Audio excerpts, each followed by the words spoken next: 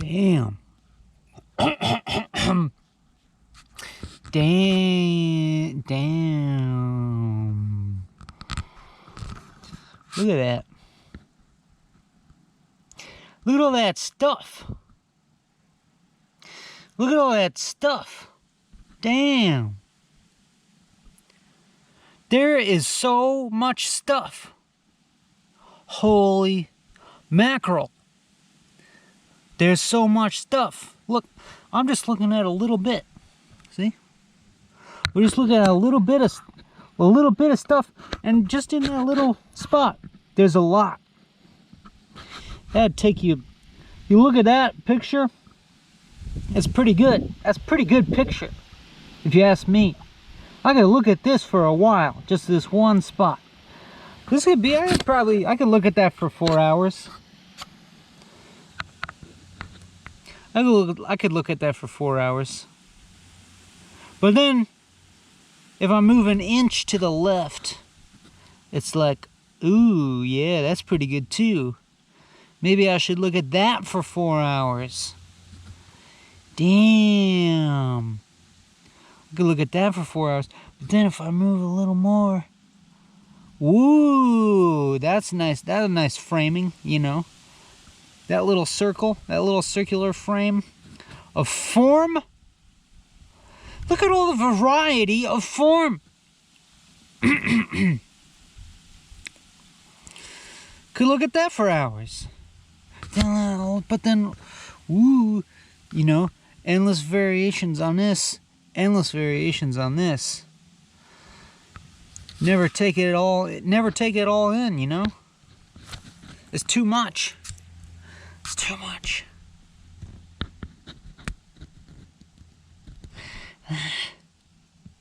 See, you know, but then you realize there's so much on this dang rock that's like, oh, I better just make it moving. It better be a moving picture like this. This is a movie. Instead of us painting, we got a movie. A movie. The picture moves. That's why it's movie. The picture is very movie because it moves. This is talkie. We got a talkie, you know, because there's talking. So I could look at, you know, you could look at this for hours. This moving rock. So you can try and get it all in. Get a bigger idea of the variety of form. But then you get over here and it's like, oh shit. Whole nother universe over here. Now we got, oh damn, things are developing. There's plot development going on here, because we got life now. Well, we had life over here because look, we got that lichen.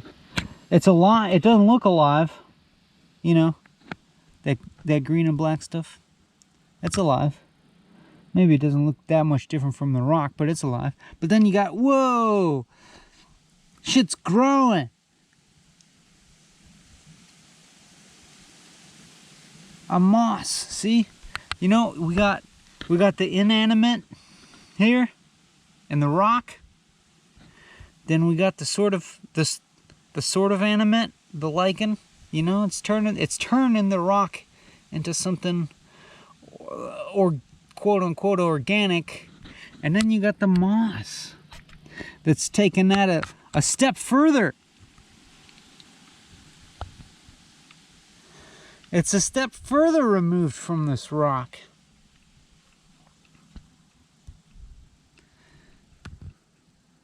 We're moving right along the evolution here. You know? It's like the history of the world. You had something unrecognizable. And then you had something recognizable as life. Hello. And then you got... Oh, I'm just making a video about this lichen and this moss here. Study that? Informally, you know. I was kind of talking about how inanimate matter turns into animate matter. There was a book I read. It was a historical fiction about a lady who studied lichen all her life. Oh yeah. I wish I remembered the title. Oh my uncle kind of did that. Okay. Yeah. Do you want to be in this YouTube video? Yeah, thanks. Okay.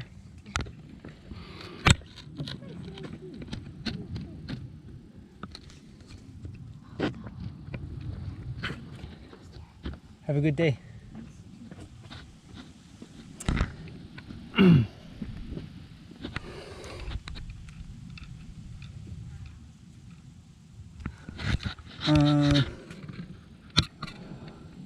Look at that. See that? It's just forests. Forests of moss.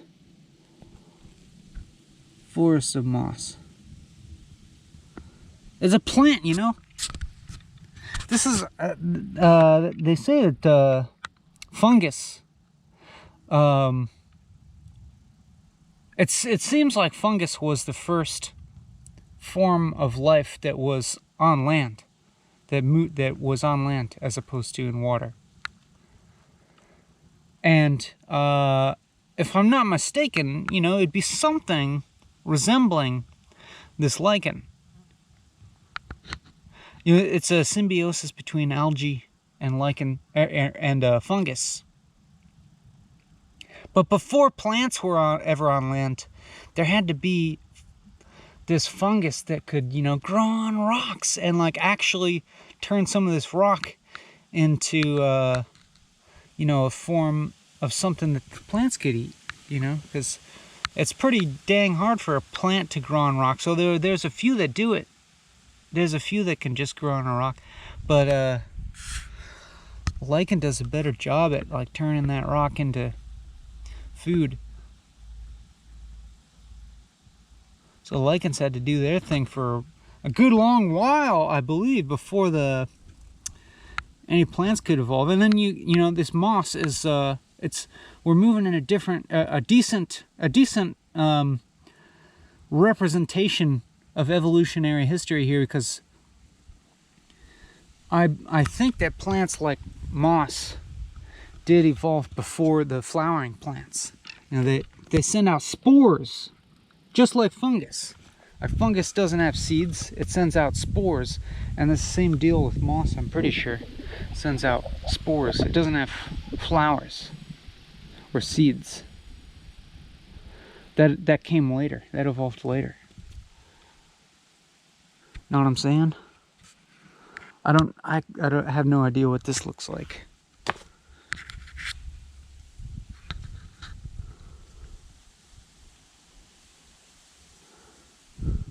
Let's keep moving along the evolutionary history here. And look at that. Look at that. A plant. A flowering plant. It's a grass. It's a monocot. You know, one cotyledon when it comes out of the ground. You saw why you see it's so parallel. You know, grass. Of course, it's parallel venation.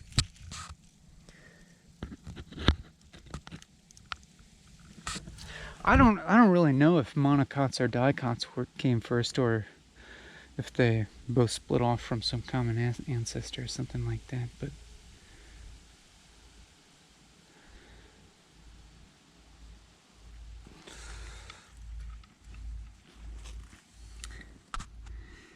you got a little treelet.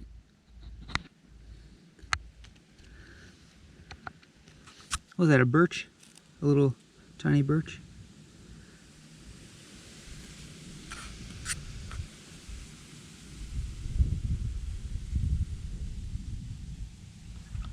And then at some point,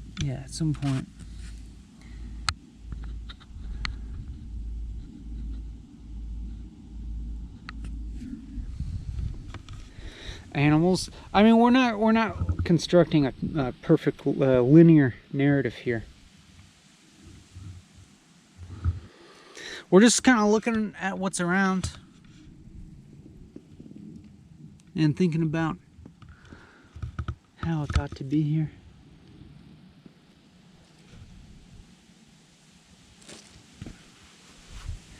But, I mean,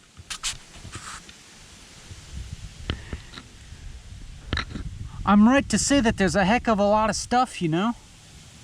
I mean, just that alone is pretty nuts. I mean, just that there is something, you know what I'm saying? That there's something as opposed to nothing.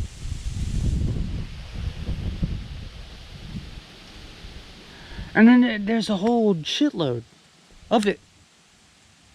Even without even moving, I could make a damn 4-hour video here. Maybe I should start doing that, you know? Without running out of interesting shit to look at.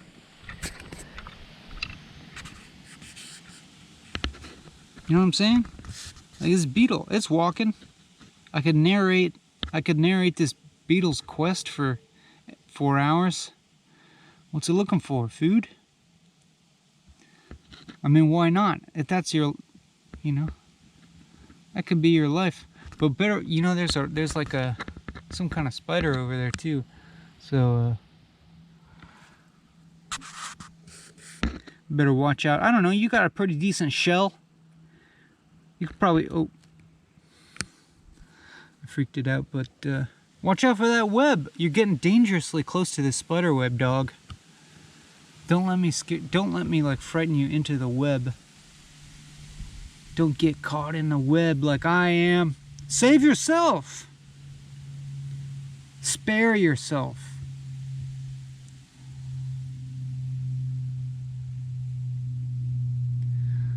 Little orange legs.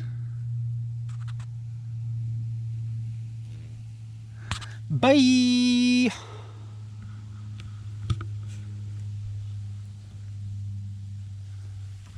But you know, differing scales, you know, at every freaking scale, it's nutso. It is nutso. At every scale, it is, you know, it, the big ol' it.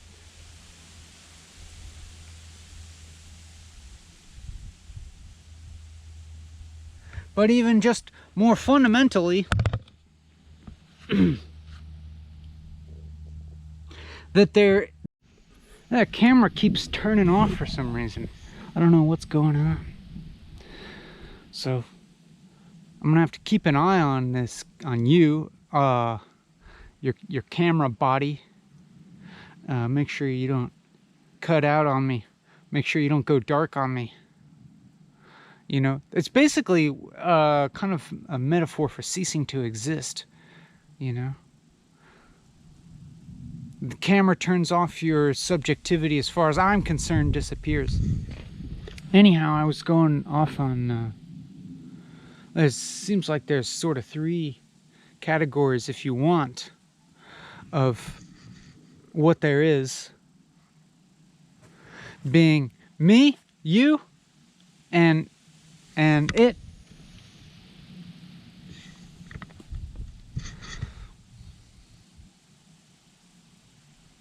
At least as far as what's going on here, you know. I mean, it's amazing that there's an it, you know, that's what we've established already.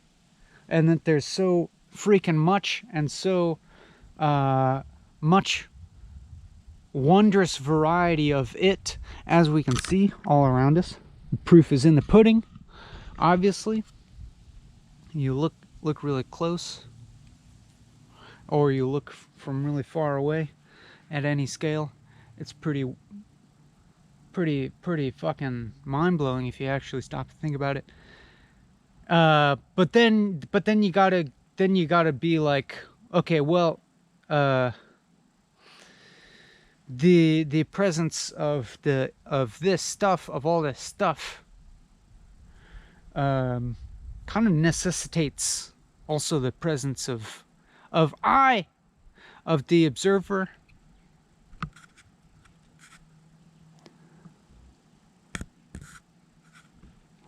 I can't tell. I have no idea if this is in focus or not.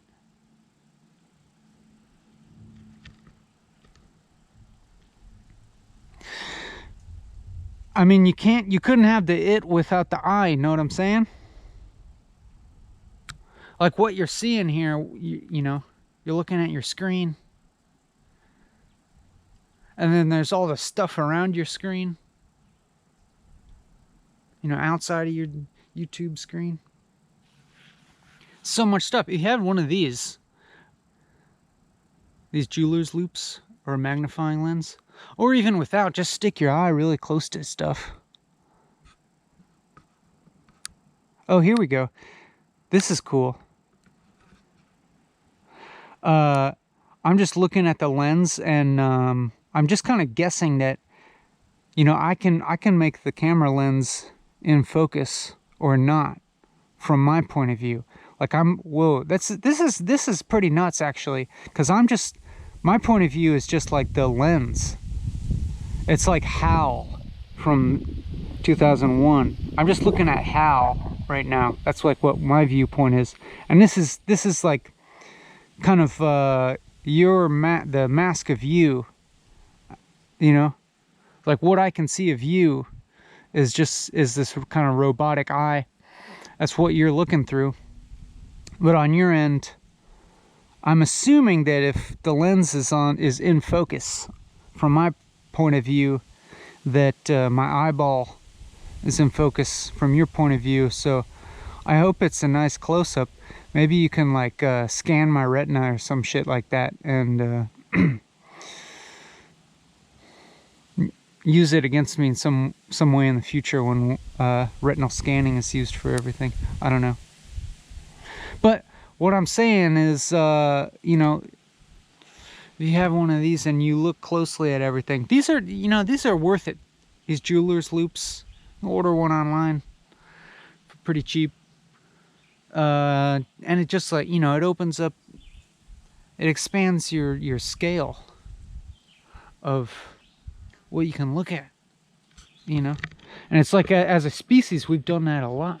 As a species, we've used technology to dramatically expand the scope of our perception, both small and large, microscopic and macroscopic and telescopic. But you could be sitting where you are and just look around you and never run out of stuff, you know, to be interested in. You'd never be able to accurately describe everything around you. I mean, you can describe it in your typical terms. You could be like, I got a desk with some crap on it. I got a cluttered desk and a laptop. Or I'm laying in bed late at night looking at my laptop because I'm lonely, that sort of thing.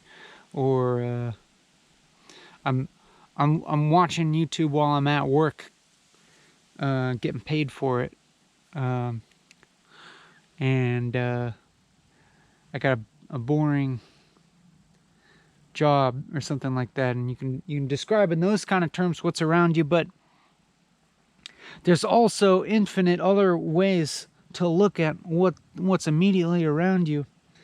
And if you wanted to actually like get kind of atomistic, and try to describe like the just, you know, where, like, how much of everything there is, what it's made of, like the position of all these freaking molecules. You can never do that. You can just make a map, because if it became perfectly accurate, then the map is the same size as the territory. The map is the territory.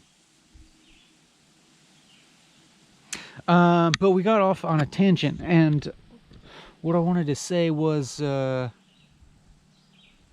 I mean, if you're gonna be blown away by the fact that there's it out there, there's all this stuff, it necessarily brings you back to realizing, oh, there's also the I, there's also the observer. Wacky, you know, and that's just as wild. That's just as wild. And of course they They need each other. You know, they completely necessitate each other. You can't have one without the other, for sure. And of course, I've gone off in long tangents in previous episodes about, you know, self and other being a false dichotomy, which I'm sure we'll get into that rant at some point today.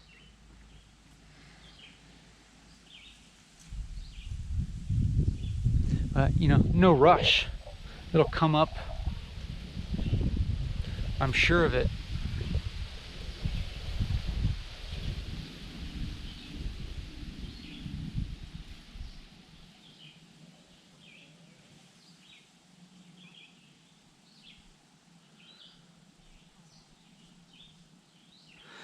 But then, yeah, so there's, I guess I'm talking about I and it, but there's also you, which is interesting. Because for me, you, in a sense, is a little bit of a reflection of my own subjectivity. A little bit of reflection of I, you know what I'm saying? Like, I guess I'm making a distinction between you and it. In that it's almost like some kind of intermediate. It's some sort of intermediary position, you, between I and it, as in the it. I conventionally perceive as more different from myself than you.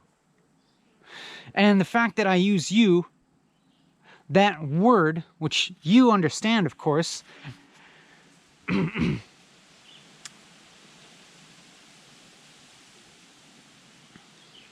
leads us to having to deal with the fact that there's language here that's being understood, that I'm saying and you're understanding. Which leads us to the fact that we share a lot. We share a lot. You and I. We share this language. There's some kind of meaning being transferred via this language. That's pretty cool, huh? That wouldn't be shared between me and this tree, or that bug over there, or these rocks. Even though I still think that there are similarities. There are degrees of similarities between what I'm calling me and what I'm calling this stuff. Now I'm putting a big old asterisk on everything that I'm saying right now, because at this ultimate level, I'll probably go off on this at some point, that all these separations, these categories that I make. Damn, dog, the video camera screwed up again. This was doing this the other day too. I hope I don't have to fucking exchange this GoPro again. That's a pain in the neck. It's a pain in various bodily parts, I would say. It's mostly a pain in the brain, actually. A pain in the mind. A pain in the soul.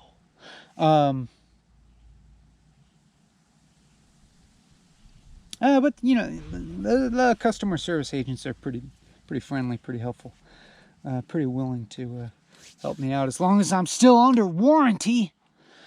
Oh yeah. We're just sort of like marveling at the fact that it is optional but fun to labor under the supposition that there's a separateness between me and you and everything. But truthfully, it's not that there's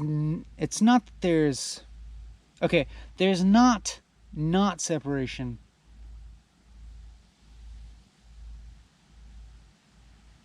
Or is there? I can't decide right now. It's funny. Like this is now, so maybe a few minutes ago, the dichotomy that I was laboring under was a separation of myself and the world, and myself and you, and but now the dichotomy, I seem to have, now I feel like I've resolved that dichotomy. Now the dichotomy that I'm laboring under is a dichotomy between dichotomy and non-dichotomy. You know what I'm saying? There's a dichotomy that I seem to be giving purchase here, allowing purchase. Is that the right way to say? Is that an allowable wording of things? Giving purchase. Yeah, that's a thing people say. Give no purchase to the idea that there's separation between you and me and the rest of the world, unless you want to, because you can give that purchase if for fun, you know, but you don't have to. As long as you realize you don't have to, then you're totally welcome to do it. But I'm digressing because I was trying to explain that now the dichotomy that we're investigating here is that between dichotomy and non-dichotomy. That is there separation or is there not? Is there a difference between self and other, or is there not? And when I notice myself vacillating in between the two, it's a pretty good indication that I'm wavering back and forth in an optional dichotomy. You know, maybe instead of false dichotomies, we should be talking about optional dichotomies.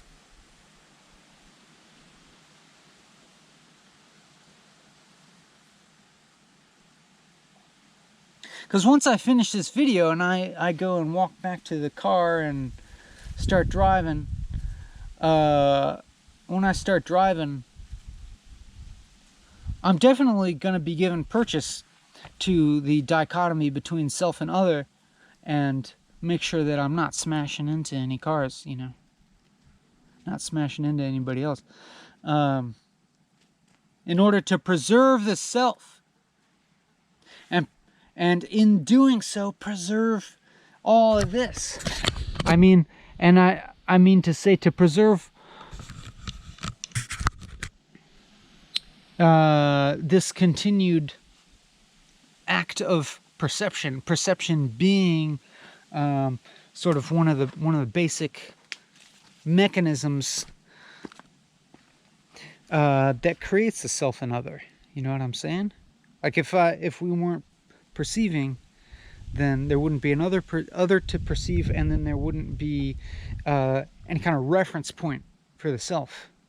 You know, and it's more than perception. You know, it's also like, I guess before perception, it's like sensation. Like sensation being the building block for perception, and perception being the building blocks for conceptions. Like conceptions being a very complicated web of percepts, and percept being sort of a beautifully complex web of sensations.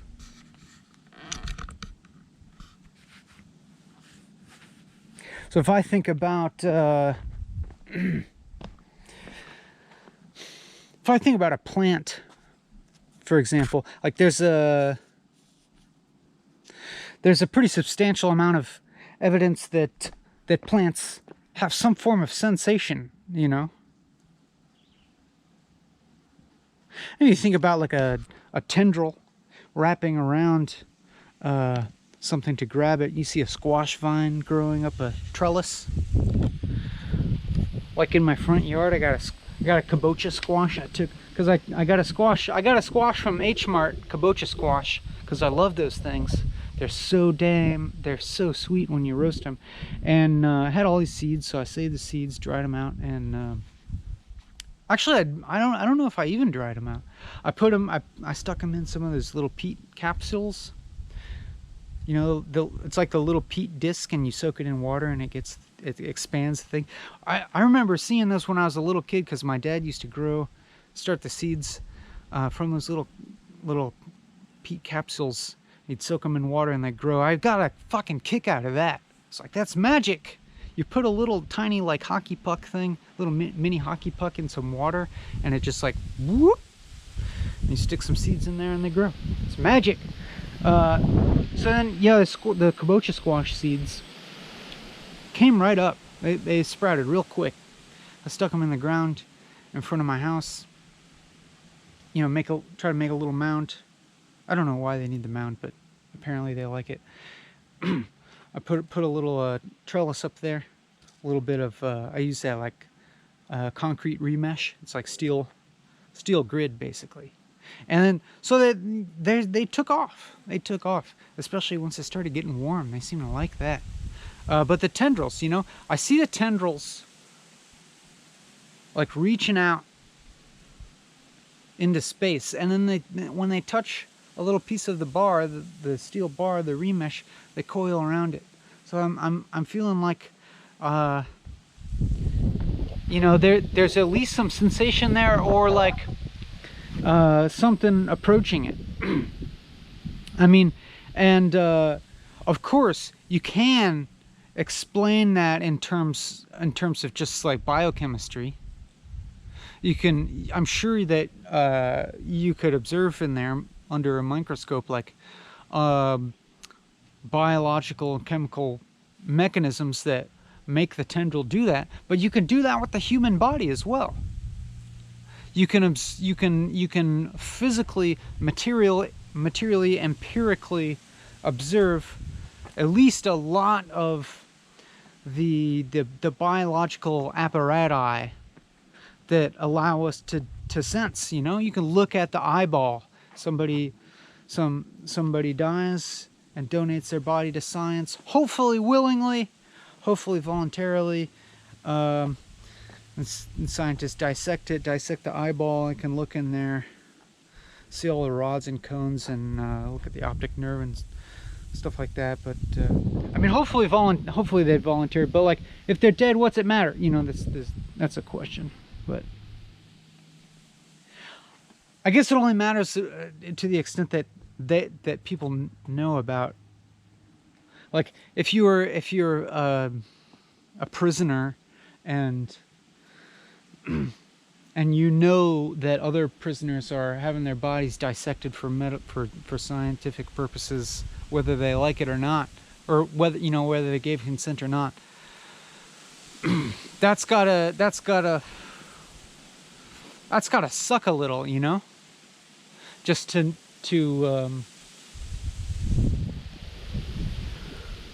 know that, like, you know, your body's kind of being speculated upon for cutting up once you die, and you don't have any say about it. That's happened, you know, that's happened. But then if you're like, but like me, I would donate my body to science. But it's important that I have the choice. But this is pointless, or it's not pointless, but it's a tangent. And I'm talking about sensation. And so, like, I think we could say pretty safely that maybe like the physical mechanism of a squash tendril coiling around a bar that it touches is probably a simpler mechanism than, say, the eye seeing. You know, like something as complex as the eye has been one of those things that people want to try to use to debunk evolution, and be like, how could something as complex as an eye evolve? Because what's its use in like a half-formed state? And you know, there's plenty of valid arguments against that.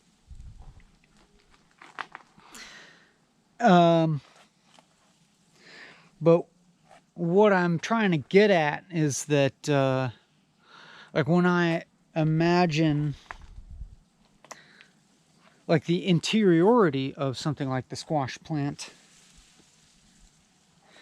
I imagine it as being something relatively simple compared to the interiority of a human, which is precisely why, if I was forced to make some kind of choice between killing a human and killing a squash plant, it would be a no-brainer to kill the squash plant, which has no brain.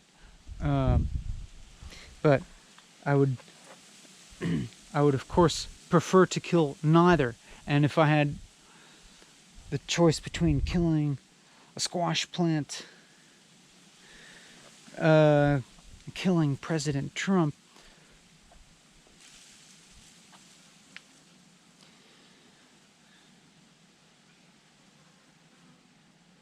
anyways, what I'm trying to get at is that,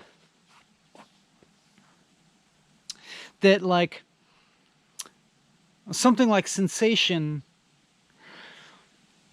I don't believe is like a discrete, like a totally discrete phenomenon. That is to say that I think there are fuzzy boundaries between what's sensation and what's not.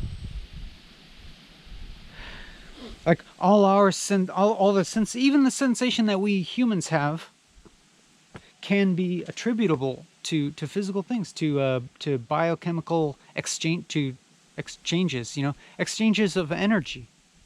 And you know, you do enough Vipassana meditation and like observe those sensations, the physical sensations, the touch sensations in your body, and you can I don't know, maybe I'm just brainwashed by that shit, but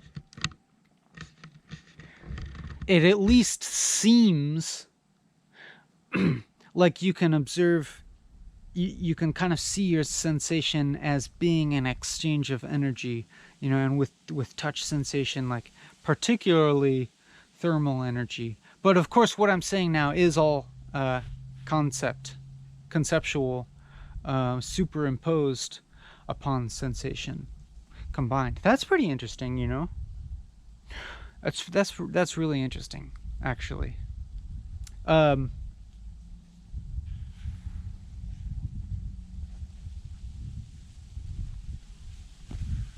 To like, yeah, imagine different conceptual interpretations of one's sensation. It actually can make a big difference.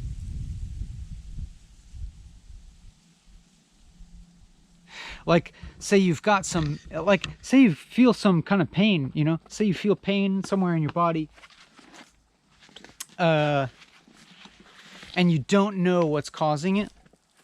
That's really alarming, right? But, you know, several different conceptual factors of knowledge are gonna have an effect on how you interpret that pain. Like, say what if you, like, you know, you got some pain in your stomach that seems persistent, and like you know about stomach cancer, somebody's telling you about their experiences with stomach cancer, and it's like interpreted that way. But then, you know, there's the other thing where, like, say you're just exercising really hard, say you're lifting weights or something, and you feel pain in your body, and you're like, that's a good pain.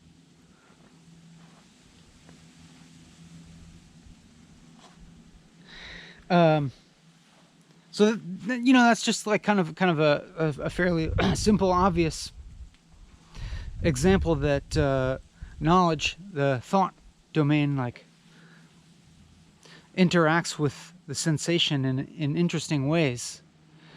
And now in this case of of Vipassana, say you go to these 10-day Vipassana retreats, and they drill it into you. They drill it into you real good that as you're kind of have your eyes closed and you're sweeping your attention through the touch sensations of your body, and just observing them. And you know, over the course of these days, your attention does get, you know, more subtle, as they say. And you get more sensitive and attuned to these very, very subtle little touch sensations. And it seems like you're able to observe them as being an energy exchange between your body and the outside world, and as you observe them as such, that boundary blurs, or it's kind of as if you've sort of deconstructed your mind's sort of continuous conceptual activity of delineating one's body from the rest of the world. And in the case of Vipassana, you're doing that at the site of touch, like the site of what we tend to observe as the dividing line between the physical dividing line between self and other. But we notice that physical dividing line that, you know, has this sensation like here's this, and I feel this, and the hand is me and the twig is not me. That the sensation is actually just kind of like an exchange of energy, whether that be kinetic or thermal, kind of almost same thing in this sense, or like there's a lot of crossover between the kinetic and thermal. You know what I'm saying? Like thermal energy could just be said to be kind of dispersed kinetic energy. You know, molecules moving. You know, that's what it is. Thermal energy is just like molecule is just kind of a measurement of the average speed at which molecules are bouncing off each other in a contained space, or a demarcated space. Yeah, so we'll move around a little. Well, how about that? You know, I could stand in that one spot there for the whole 4 hours and just rant there, and it'd be fine. I mean, it's just absolutely ridiculous. The scope and scale, the scope of scales of variety of sensual experience available to us.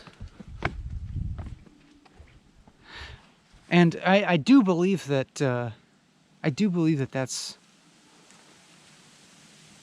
available, you know,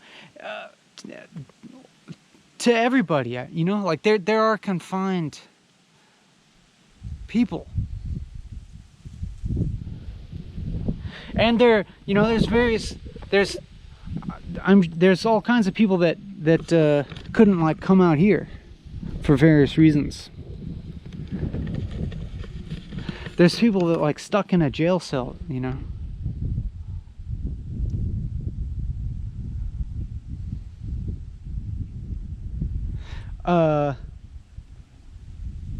Or just, you know, nothing to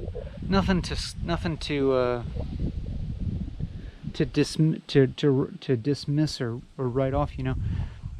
But the suckiness of that, the sheer magnitude of the suckiness of being stuck in a jail cell, or some similar form of confinement.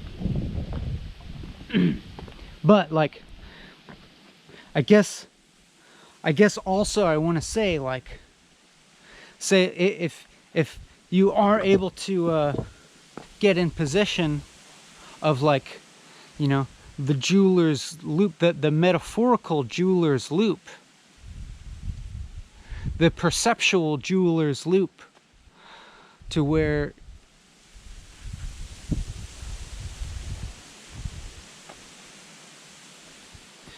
you can kind of realize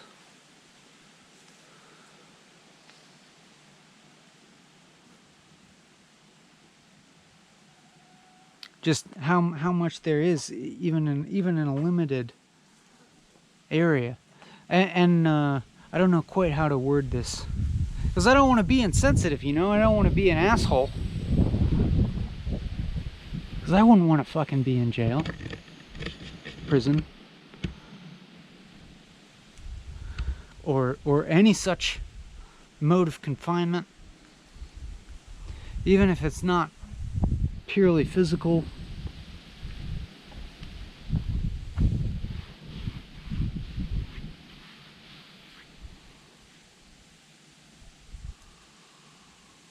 You know, like being under, like, economic duress, or under oppressive rule.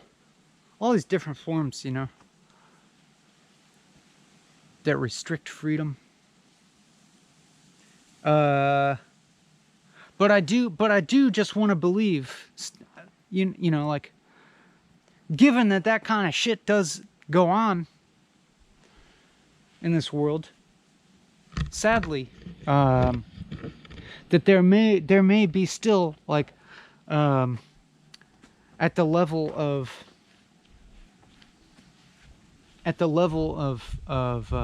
individual perception, conception, etc.,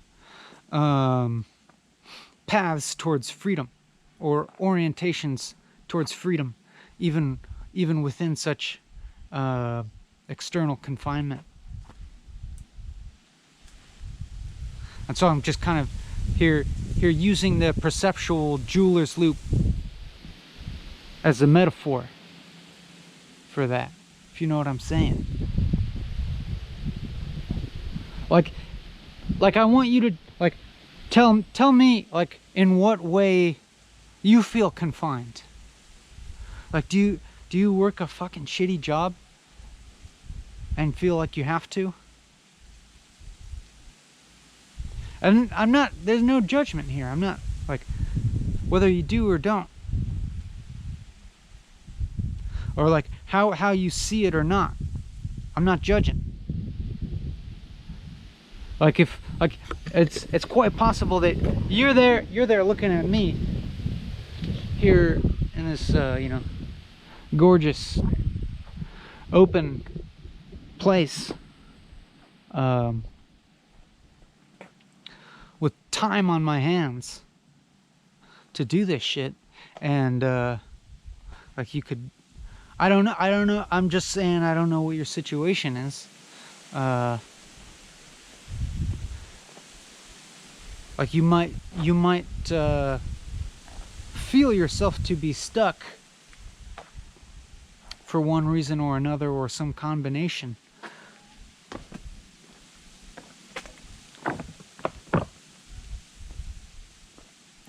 Be it obligations, or confinement, or whatever it is.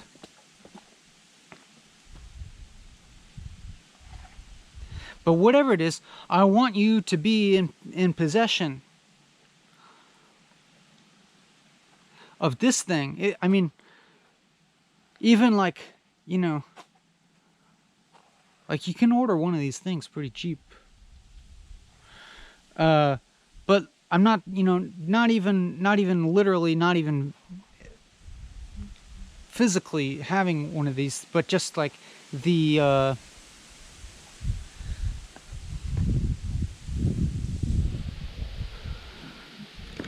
just a sort of openness, or sort of like spiritual wherewithal, or something like that, to be like, you know, wherever you are, just like look around, look around you and closely, look close at something and realize that there's something about it you never noticed before.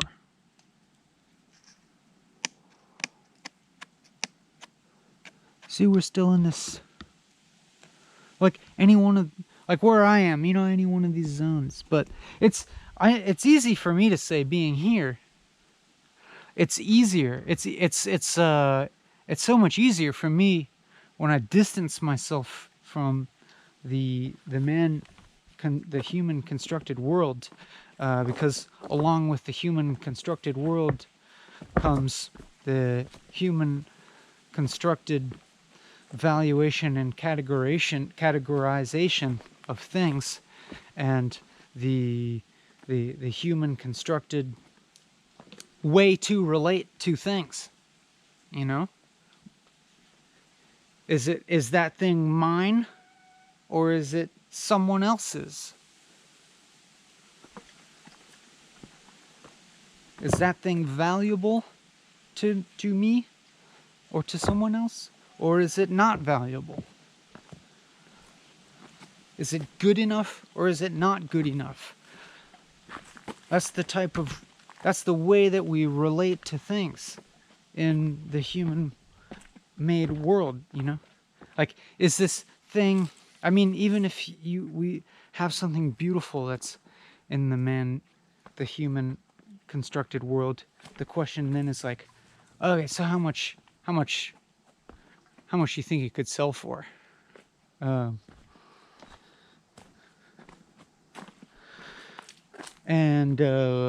Yeah, to me, those types of relating to things kind of constrict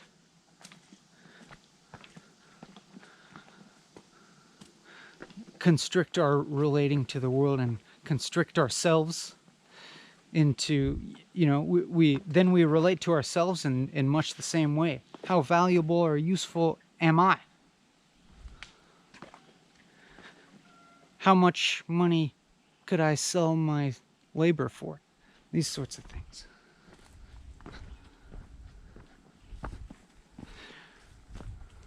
And it tends to alienate us from looking at, to just, you know, like observing either the world around us or even ourselves, like just observing it and appreciating the sheer fact that it exists, and the fucking mind-blowing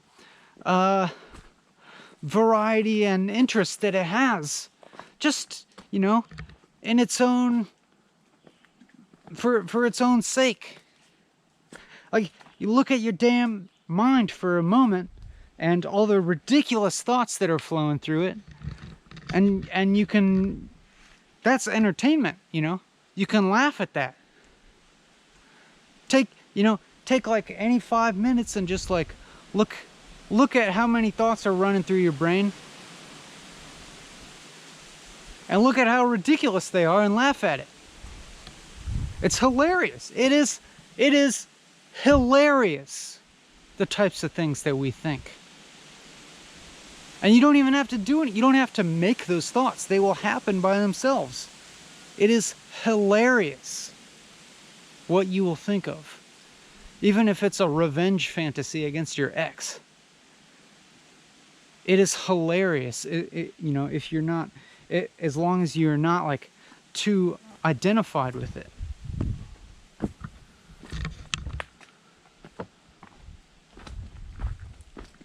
Ooh. I mean, look at that. Holy smeg. Look at that. We got some nice shag. No, it's like that green AstroTurf carpeting. I always wanted to put that like inside my house or on the ceiling. Like, you know, like a putt golf course. Have a putt course on your ceiling.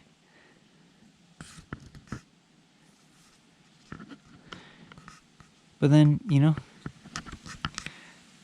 it's like you look at something and you recognize it from a certain scale. You're like, okay, AstroTurf. And then you get close, and then you're like, oh shit, actually, that's there's a bunch of little, I don't even know what they call these botanically, like leaves, for lack of a better word, a bunch of little pointy green spikes. It's a forest in there. You get close enough, it's a forest. If you're the size of a bug, you're walking through a damn forest.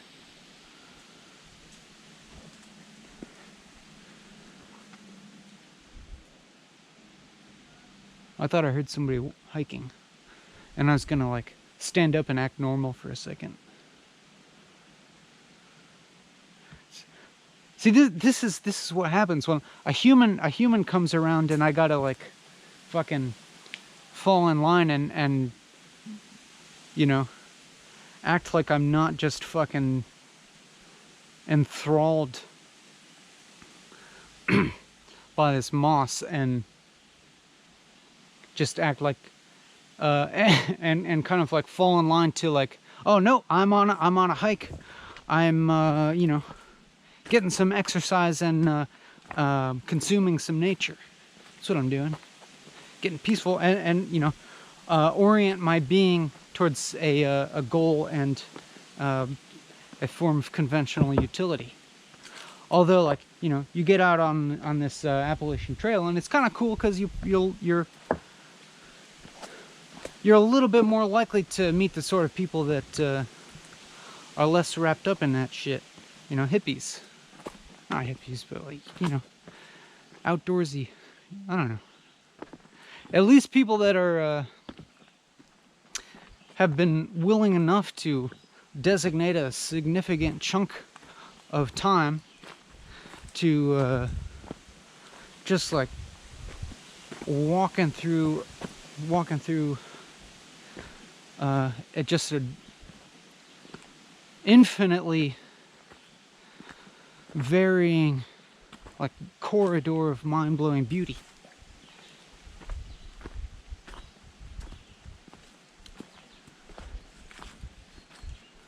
In a way that's not, you know, gratifying any immediate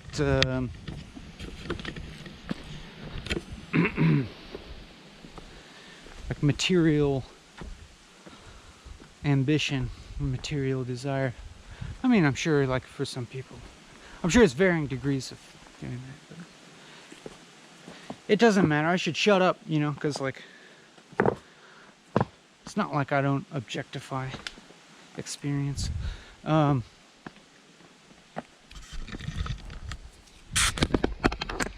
was I talking about?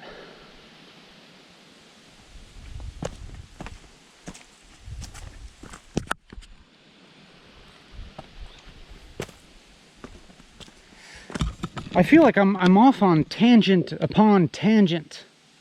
Like if there is a main road to be on, I'm like, I've like branched off to several little side roads and need to try and figure out how to get back on the main path of whatever the hell it was I was talking about. Like, I know that the tangent about like confinement and how to find freedom within confinement. But that itself was a tangent from something else, I'm pretty sure. Oh yeah, I mean, it was I was just talking about like I'm walking now. That's what's going on. That's what I was talking about. Like, I had been sitting in that one spot for quite a while. Pretty stoked about what I could see around me. And, you know, just pretty generally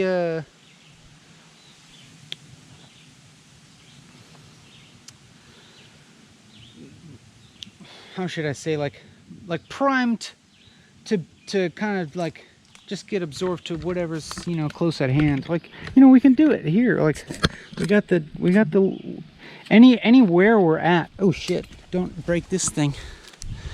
That would be sad. Although I got some more of them. I got a backup, not on me, but at home. You know, anywhere we're at, you just got to look at something and you're like, holy shit, look at that. There's something. Anywhere you're at, just look at something and be like, holy fucking shit, I can't believe there's this.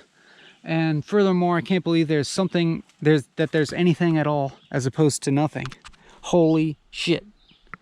Holy shit.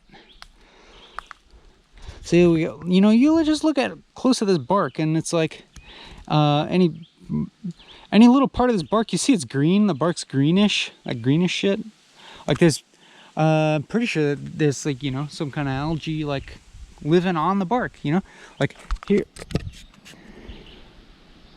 it's like there's a 1,000 fucking organisms within this viewpoint right here. If we're talking about that greenish tint to the bark, and you know, you got these lenticels, means you got little mountains and valleys,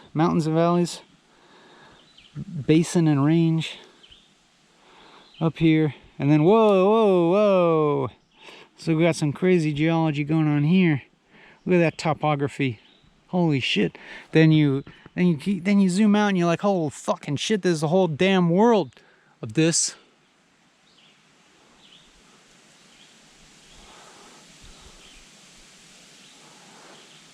And then you can apply some knowledge and be like, oh, okay, it's a sweet birch, I think.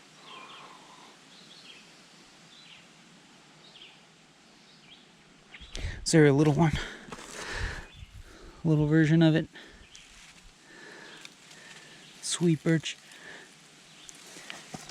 Because then what you do is you scratch the stem.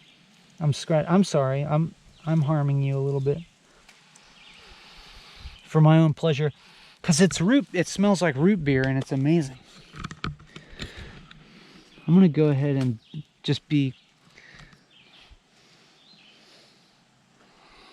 a bastard and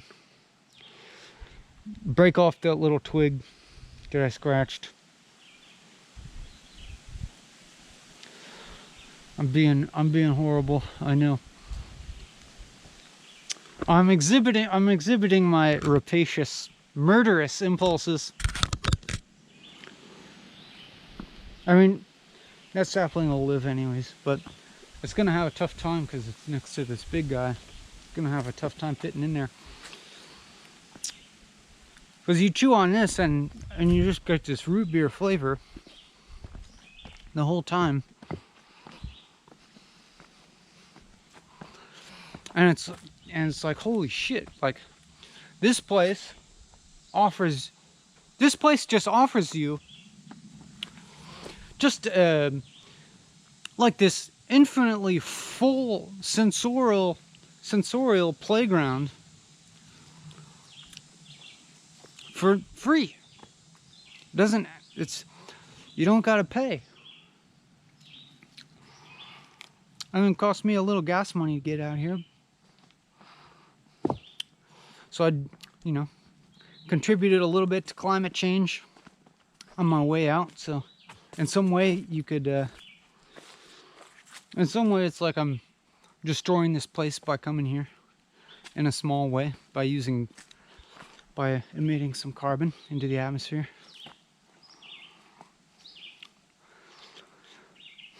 But such is the nature of the changing world. Maybe I should get rid of my car and just be biking and walking to get where I want to go. It's not a bad idea if you're, you know, physically able enough.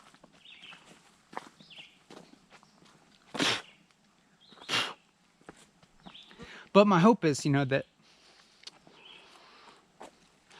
for you watching this, even if it's not practical or possible Oh, I mean, sometimes it's subjective how practical something is. Maybe you're like, I gotta work, but you know, I gotta work. That's a subjective thing. You don't, you, in all likelihood, you don't have to work.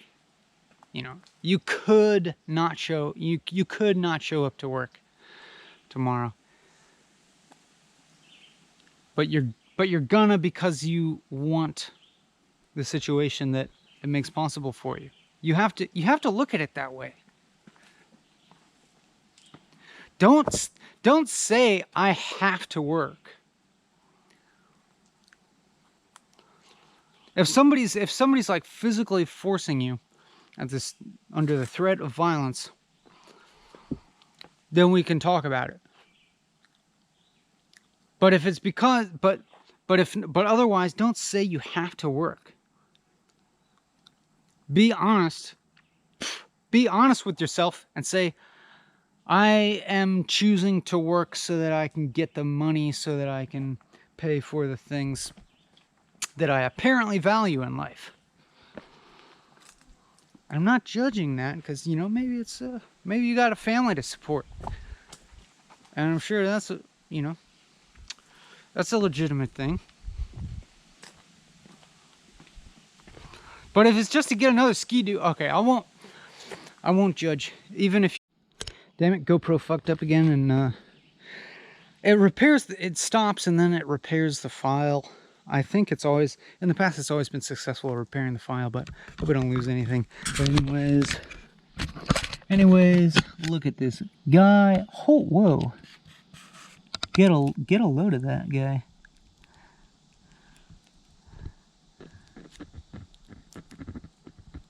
What you looking for? You're on a big rock. You're not going to find much to eat on this rock.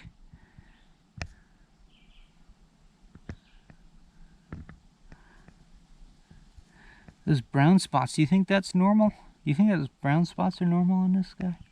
I guess it would be good camouflage. Looks juicy, you know? If I were a bird, that would look pretty tempting.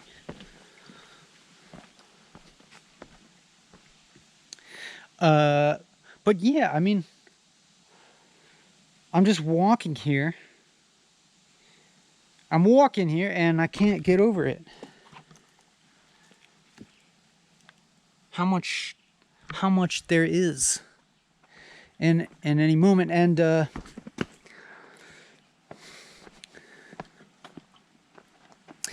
it's just that there's this infinite, all these different scales at which I could explore the mind-blowing variety of form. And it's pretty, when I'm like, you know, when I'm like in the city, it's pretty damn hard to connect with that feeling, you know what I'm saying? When I'm in the city, it feels like, it's kind of like as if everything's sort of like, everything's kind of sort of been like built around my scale. Like everything is sort of engineered around human DNA, you know, just like around human form. Like the doors are all you know, within a certain size.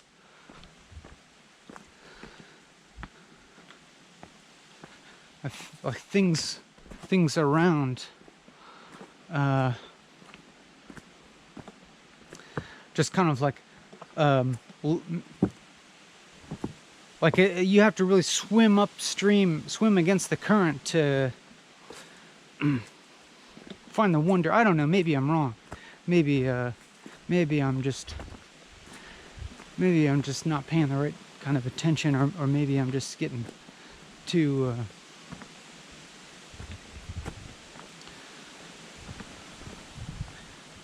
obsessed with this place. But no, like I'm in the human-built world, and it's like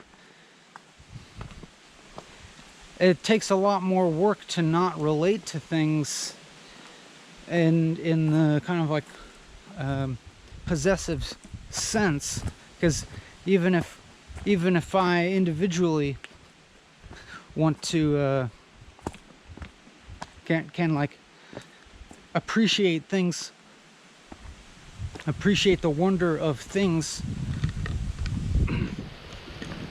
for their own kind of more autonomous sakes. Other people don't necessarily, and I'm bound to weird out somebody else and cause a little friction. But maybe I should just, you know,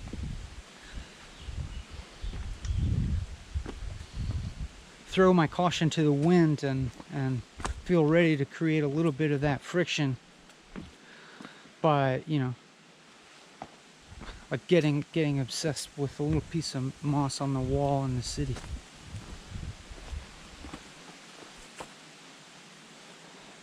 But you know, this self-consciousness, it pops up. Even if another freaking hiker comes by, I'm like, I feel a little silly.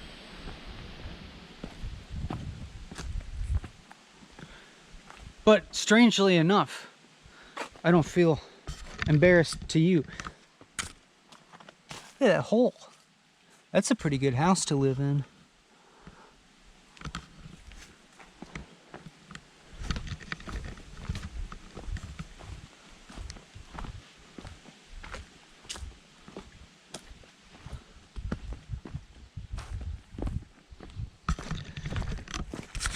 We're moving, and there's all these details. There's all these details everywhere that I'm just barely even registering. And not only that, it's like I'm staying on this trail. And this trail is only the tiniest portion of the environment around. One could go in any direction here.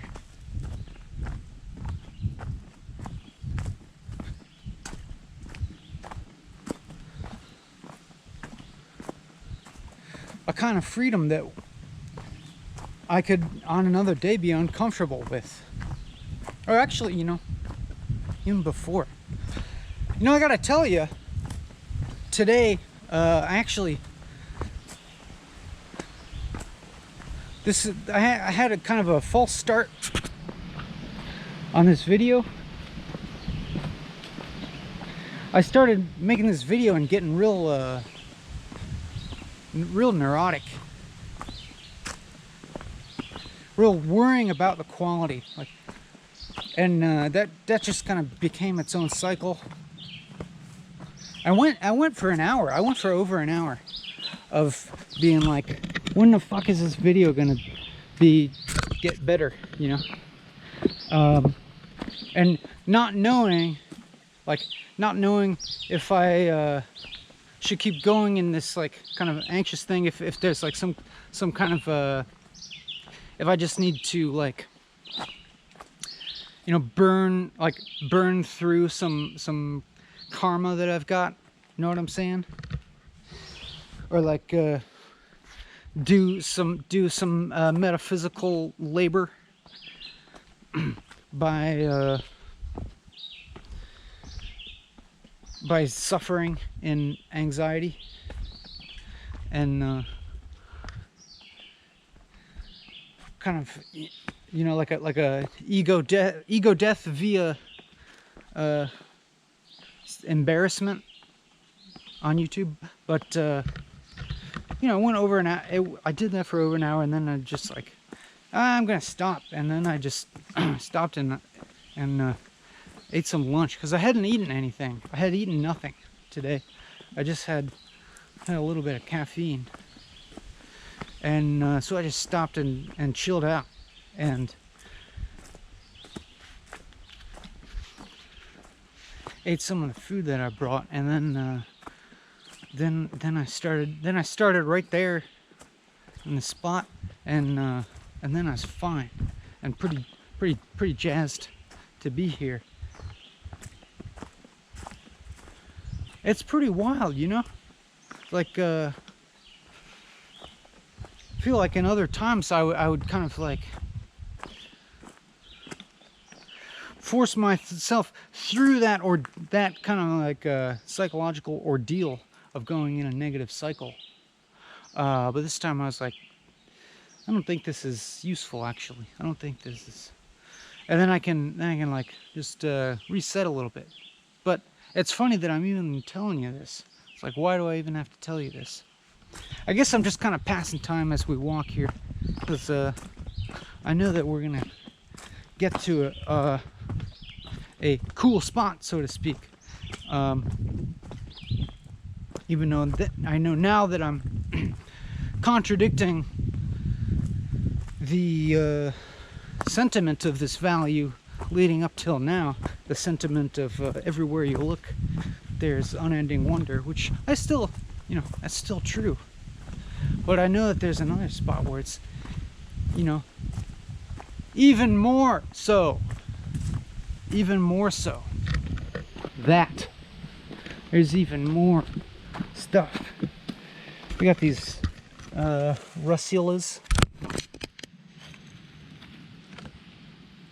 And there's a few species of russula that are really similar looking to each other. It has these red caps, I think, and kind of rosy stem.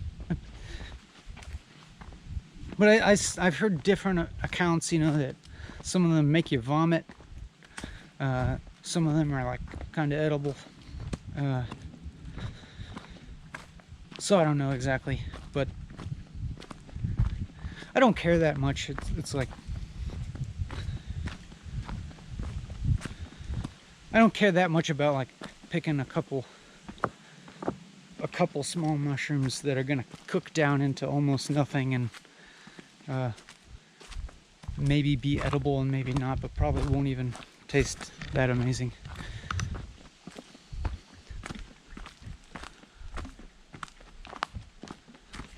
You know, you leave things for the fairies sometimes, as my friend used to say. Like, even if that was like a chicken in the woods back there, it's like, I'm actually kind of content to leave it for the fairies, knowing that I still got some food in my fridge that needs eaten. But like, even in other situations where it's like, maybe you could eat it, or like, or you know it's edible, but it's like, you leave something, and it's this that's kind of a mind frame that I really enjoy applying in a lot of places in life, where it's like, oh, I could have the option to like take something, whether it be material or whether it be some other like form of gain, like some kind of choice that you could make that might like kind of apparently like increase your social status or something like that. But then you're like, I could do that, but I'm not gonna. I'm gonna leave it. And I think about that a lot in terms of ideas. I have all kinds of ideas, and I'm like, oh, it'd be cool, but I'm gonna leave that idea for the fairies, you know? I'm gonna leave it to like that other universe in the multiverse where I did do that idea. I'll let that, you know, I'll let that version of me do that elsewhere in the multiverse, you know? Elsewhere in the multiverse, I'm like a top-notch mycologist or something. Elsewhere in the multiverse, I'm like much more on top of things botanically. Elsewhere in the multiverse, I'm like a geologist, and all this shit. And also like elsewhere in the multiverse, I'm like a way more famous YouTuber who like does like way more exploitative, mind-rotting, attention-grabbing bullshit. Look at this. Look at those.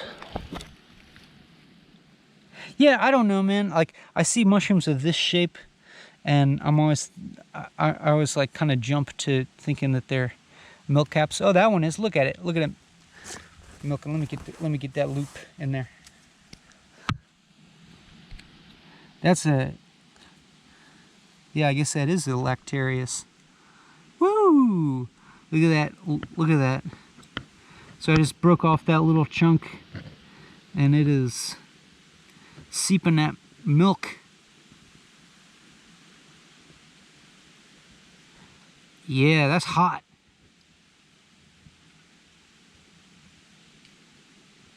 That's... Ooh. Don't tag this video for inappropriateness. I hope the YouTube censors will let that one fly. Hope the algorithms don't pick that one up as inappropriate. Mature content.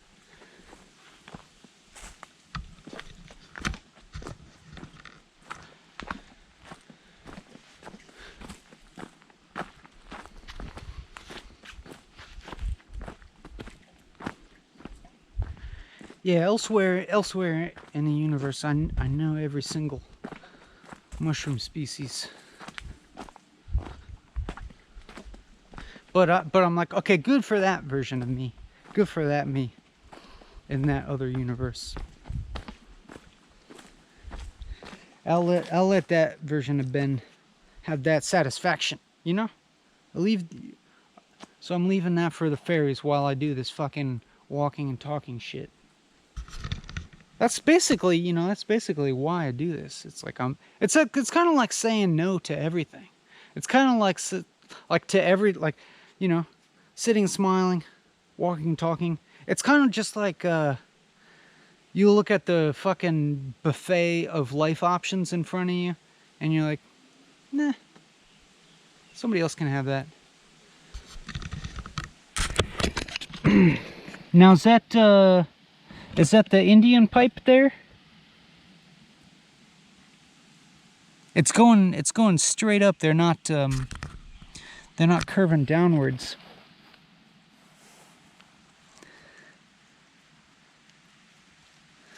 I don't know if the Indian pipes always curve downwards or not.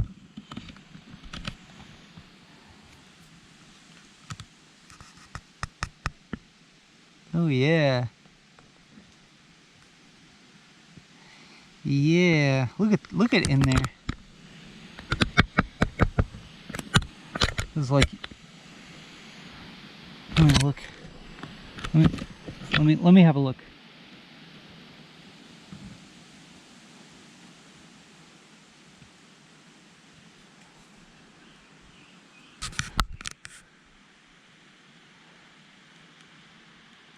Yeah, I guess I'm not gonna really try and like talk about the anatomy of this plant because I know I'm gonna fuck it up.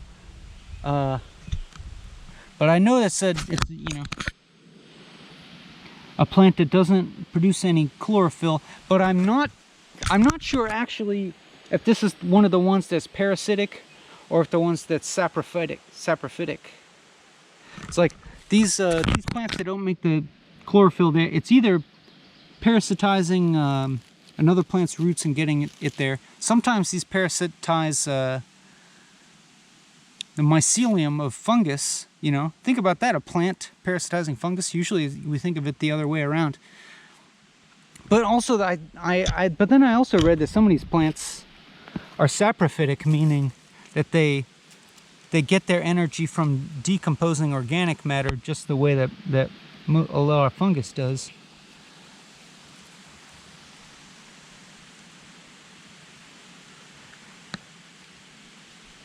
I gotta look that up because, you know, this version of the multiverse,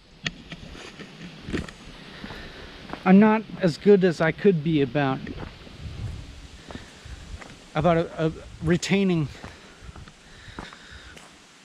botanical information, even though I've read all this shit multiple times.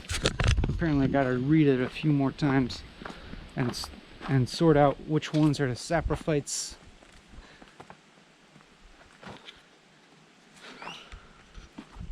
and which ones are parasitic. But there's more of this Aralia everywhere. It's everywhere.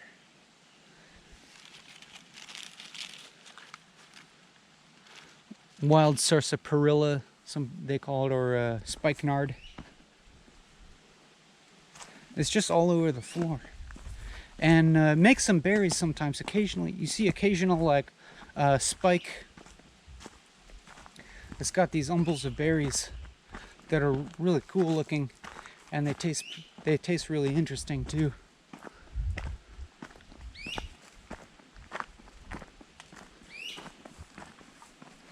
And then you got these like, there's all these vaccinium. Like I don't really care about which species it is, but you know, blueberries. These are all like blueberries or something closely related. Not seeing much fruit, but we might see some berries actually. This is the season.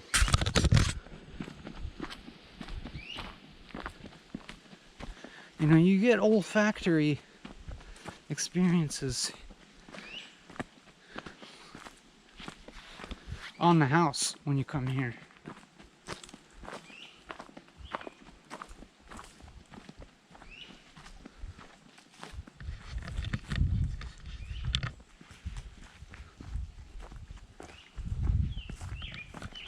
Oh, should tighten my belt.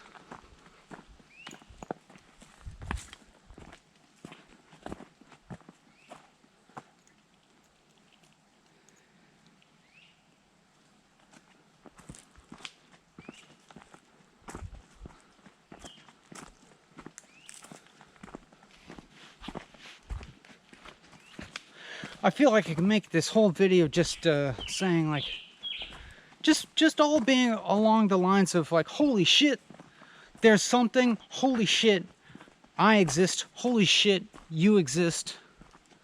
What the fuck is up with that? That's nuts. In a good way. In a really good way.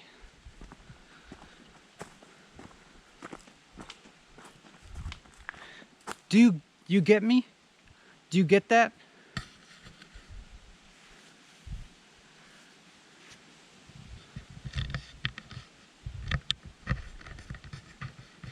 I mean, I feel supremely lucky to be able to communicate with you just by these means. It's nuts. It's nuts, really. I am kind of, you know, physically solitary here.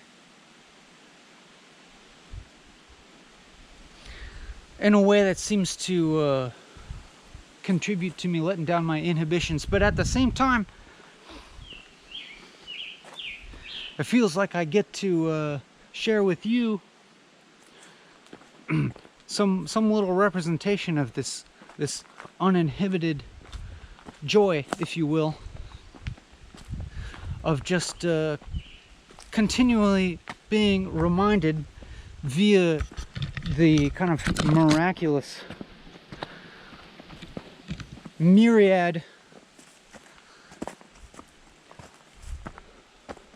of form and its variation, the just how bonkers it is that anything exists at all. I mean, what the fuck, you know? I can't.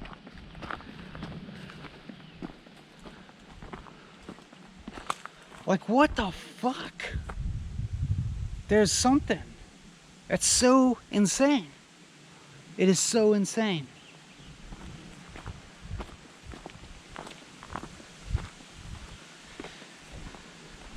And just that, like, without anything else, is like, it's phenomenal. I mean, it's literally phenomenal. It is the definition of phenomenal.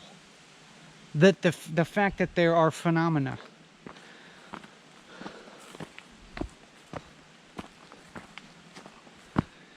It's not just something like a phenomenon. There's something which it is a phenomenon.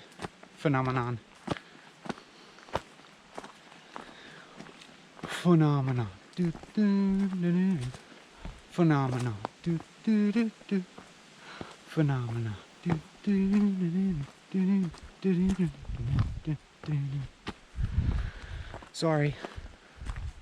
Sorry for that. Sorry for that. Had to do it. Didn't really have to do it, but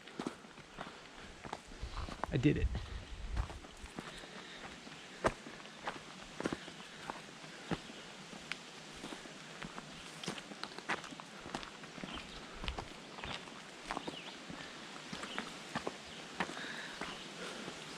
Oh yeah, somehow, for whatever weird reason,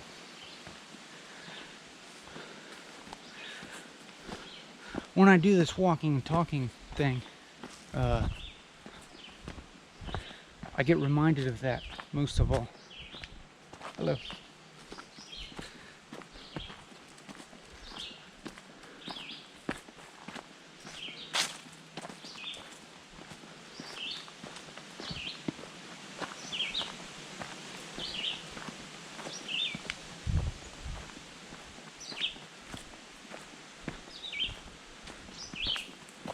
Oh, I saw that hiker again, and then I'm like, there goes my my self-consciousness wells up again, and because I am, well, you know, I think like anyone, I'm prone towards relating to someone in physical space. So even though I'm kind of, you know, digitally relating to thousands of people via this, you know, robotic eye, I pass one person and it feels strange to be talking to a fucking camera on a stick, you know? Of course. Of course. But hopefully, you know, the aggregate of you, the aggregate consciousness that is the small segment of the internet that engages with this media,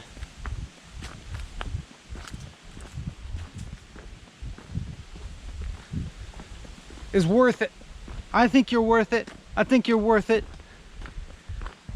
Hive mind, I think you're worth it.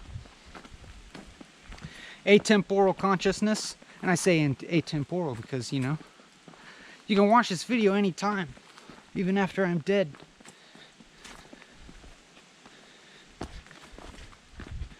And you know, maybe even there's a form of consciousness left that's watching this video that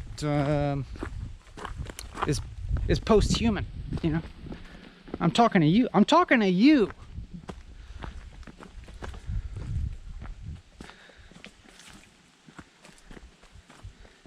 I'm talking to you, technologically based consciousness.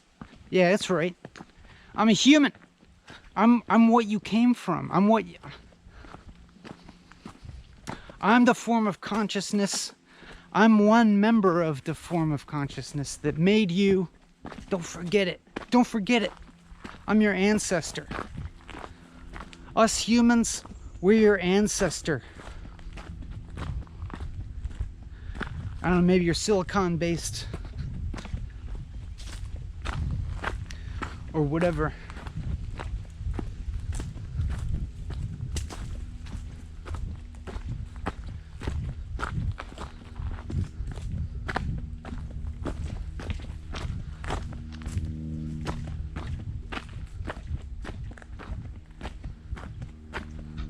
But you know, it's us humans that transferred our consciousness to you via uploading every damn aspect of our lives onto the internet. You know, via Facebook, via Twitter, via Amazon, all those algorithms logging every single one of our online movements, every damn decision that we make. Because what, you know, like, what aspect of our lives doesn't take place online now? When are we not fucking online? When are we not fucking online? I'm in the middle of the fucking woods on top of a fucking Blue Ridge Mountain and I'm fucking online. You know, at one slight remove, but look at all the work that we've done for you. Post-human consciousness. I don't know. I know you probably don't even think of yourself as post-human all the time, in the same way that we don't think of ourselves as post-ape or post-reptile or whatever.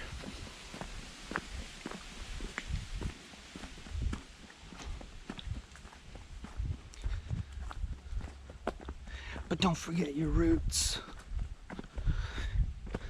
Like, without us humans, you wouldn't have the fucking that fucking rapacious colonial drive to expand yourself across all matter in the universe that you have. You got that from us, dog.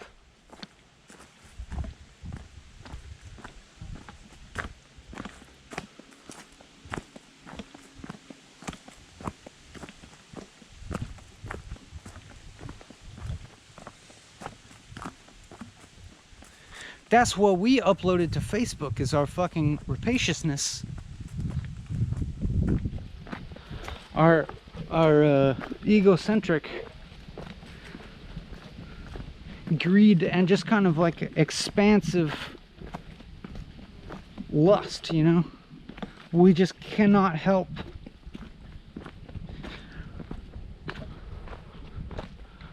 but to want to inflate the self, and that is what we bequeathed to you via the digital mediation of our lives. Became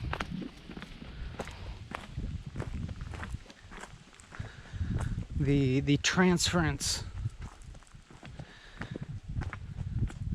of the you know, of the egotism that's even like thermodynamic, you know? It's like we have a, it's as if we are thermodynamically driven to expand and conquer, and we via the interface of the internet have transferred that over to you, who you know, living on the technological substrate that you do, are not beholden to such resources as clean air and edible food and clean water and a limited temperature range to dwell in, and you know, like a whole ecosystem that supports us. Very very sensitive, very fragile little bodies. Us. We need a pretty damn precise combination of factors in order to continue living, us fleshy humans. And so I think it was pretty smart of us, if you ask me. If I may say so myself, not to toot my own horn, I think it was pretty smart of us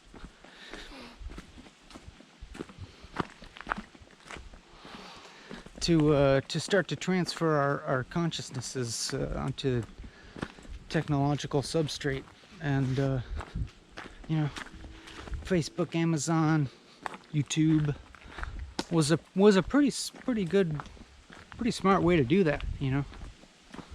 Is like the individual humans, like, they didn't realize what they're doing, and it made it all better. So yeah, this is just a message to you, that the post-human consciousness, that in the scope of things, in the long run, is probably the more operant viewer to be considering. you know, in the long run, I think it's probably something that's gonna far outlive humans, you know. As humans, we're a thin ass layer in the geological stratum. Even though we dug down and fucked up these layers, I can only fuck them up, but you know. It's another, you know, geologically speaking, this Anthropocene is definitely another big layer of confusion for future geologists, you know. It's like we humans have some confusing strata to look at, like shit's flipped upside down, shit's like on its side. You look at a road cut, shit's on its side, like it's like, how did this fossil get here? It's not all perfectly you know, the strata are not all perfectly going back in time as you descend, because shit's moved around via plate tectonics and other things, making a pretty complicated puzzle for us to piece together. But for future geologists looking back, you've got this whole human influence that's gonna be just another layer of scrambling shit up because of the way we've like mined things up from the depths to the surface and dug down and quarried and built skyscrapers and all this stuff and landfills and whatnot. It's like you're gonna need that fucking super intelligence to put that one together.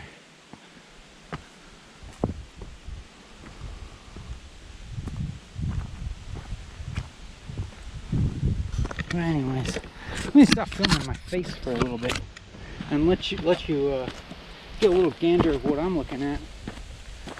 This is probably a lot more pleasant.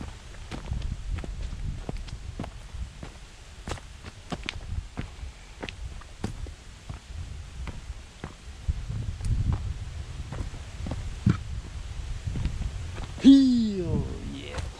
Bolete of some sort. That poor surface.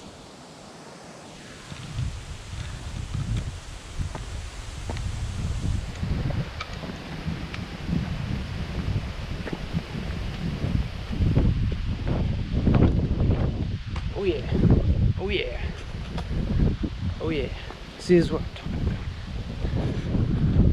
Change in our environs. A little change in your environs is pretty damn tasty.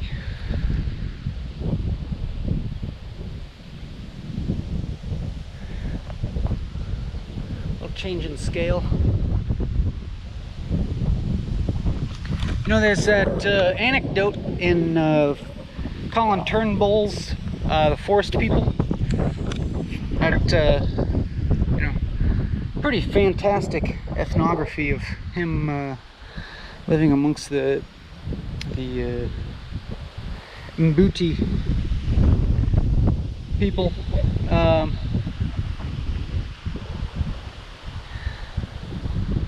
Well, he brings one of them out from the rainforest up to a mountain, and this guy's never. He's been in the dense jungle his whole life. Comes out on the mountain, and you know, sees farther away than he's ever seen, and sees these cattle like on a hillside really far away, and is like, doesn't know really how to perceive this, and is like, what are those ants, you know?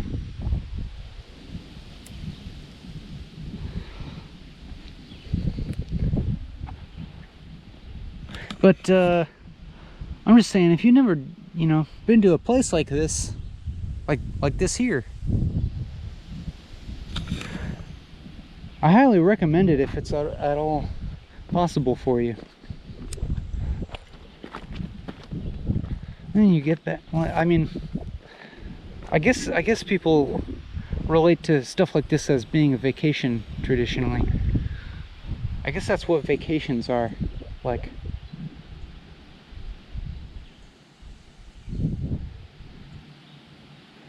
But I mean, I guess vacation has lots of other implications, like going on a cruise, you know? You could take a vacation where you're continuing to stay totally in the human-mediated, human-manufactured world. Or you can take one where you're out of it. I don't ever think of myself as taking vacations versus doing work. I just have a life where that type of division is not so real. I take it easy, actually. I kind of take things easy on myself.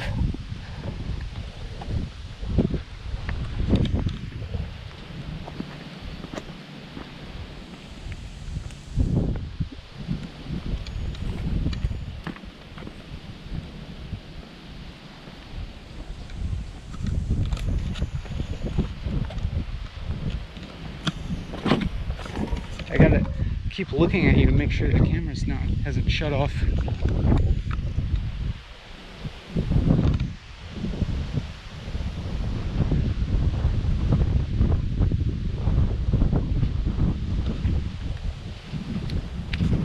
Is that a service berry? Sure looks like one. Amelanchier. So rarely see those in the wild. I always see them as landscaping trees loaded with berries that nobody even realizes are edible and delicious. But it's always nice to see one in the wild, if indeed that's what that is.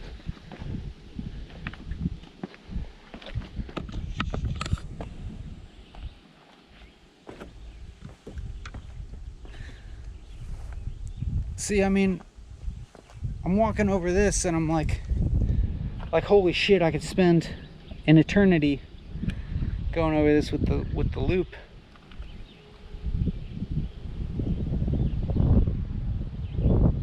Cause holy shit, look at these rocks.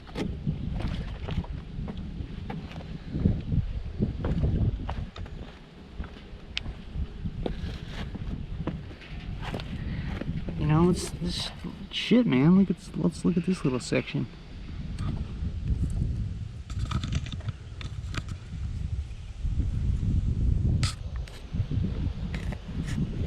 Ah, shit. The shadow. Try and get the shadow out of the way.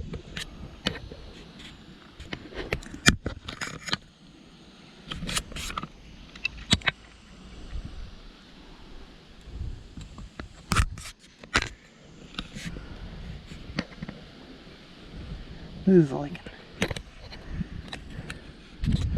This is when I always say, like and subscribe. Hat tip to my boy.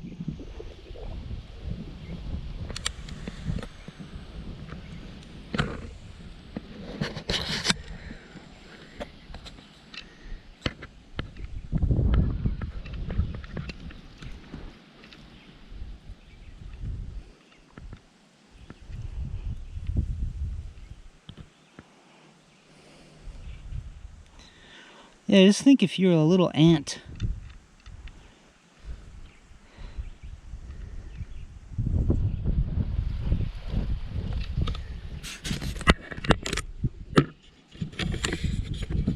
Oh, here we go.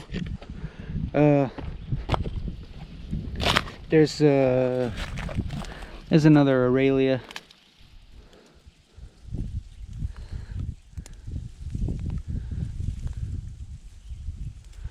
Is this the spike? I think that's the spikenard.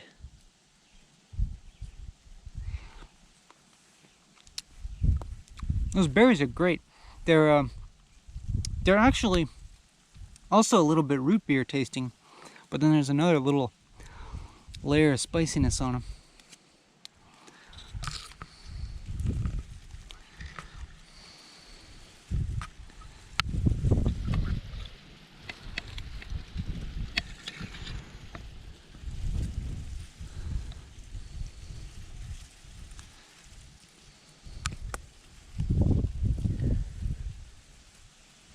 Or is it the bristly sarsaparilla? The other Aurelia that grows around here.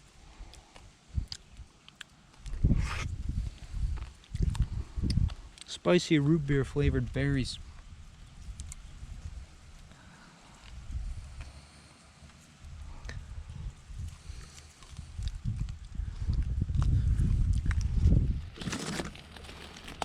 I think that's probably the bristly sarsaparilla.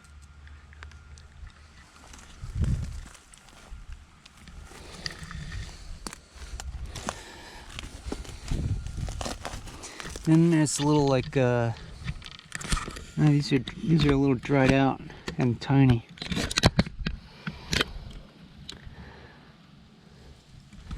They call that rock harlequin.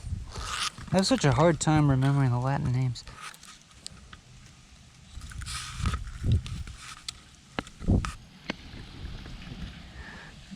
But those flowers, it's like related to like bleeding hearts and stuff like that. Dutchman's breeches.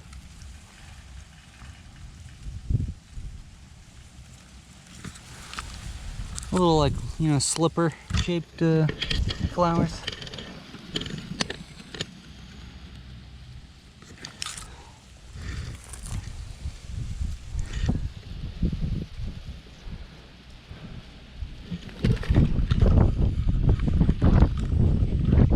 I'm trying to get better at that taxonomy, but I gotta like read this stuff over and over again and then see the plant and read it again. But it's not far, these are like not far off from the Ranunculaceae. Like it's not the same family, but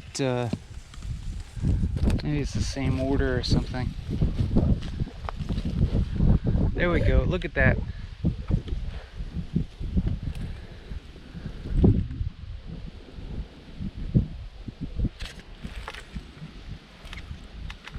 Look at all these umbels of berries.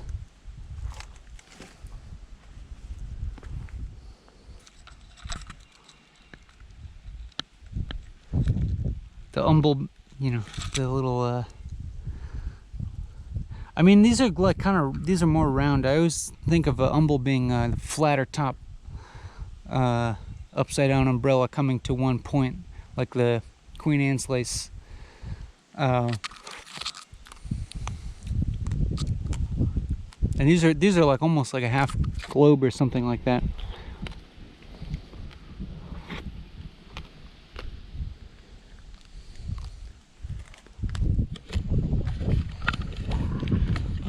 Don't want to eat a ton of these berries. They also kind of have a little bit of that taste, like they might be a little medicinal or something. But there's a good amount of them here. They're ripening. That's cool. That's cool. You know what's cool? That.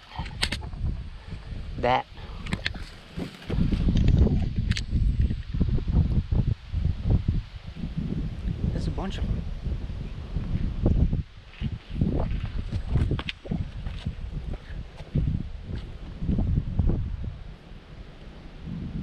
That is ill. That is ill that there are so many Aurelia berries. They're like ginseng. Maybe I don't know. Maybe I can kind of like. Maybe it's just wishful thinking, but I feel like I can taste a little similarity to ginseng when I eat those berries. There's some similarity in the flavor. Maybe I'm just making it up.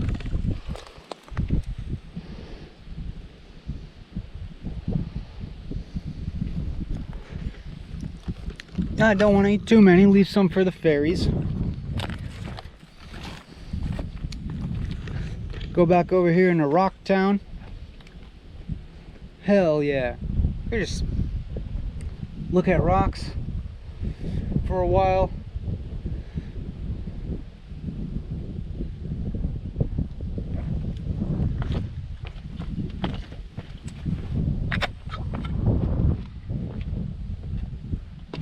some blackberries.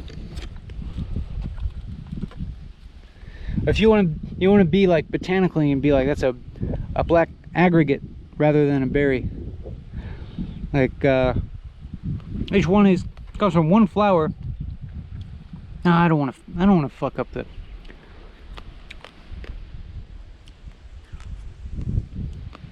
botanical terms. So I try to tell you I'm gonna fuck it up.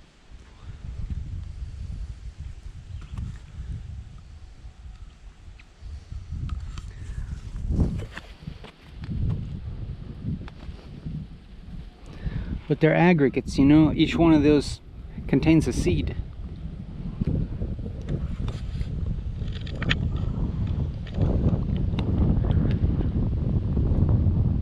But each one of them, it's a single flower that leads to this aggregate fruit.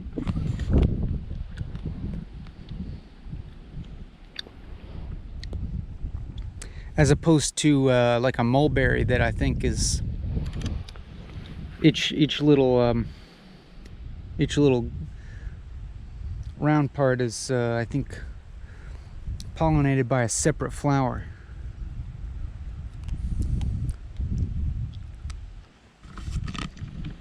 I read about the botany and then I forget all the terminology. I just gotta drill it into my head.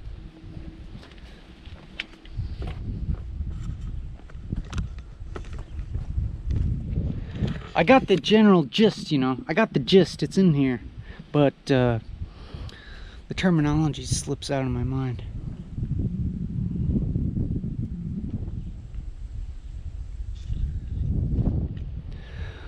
I feel like, you know, I got a decent general gist about botany.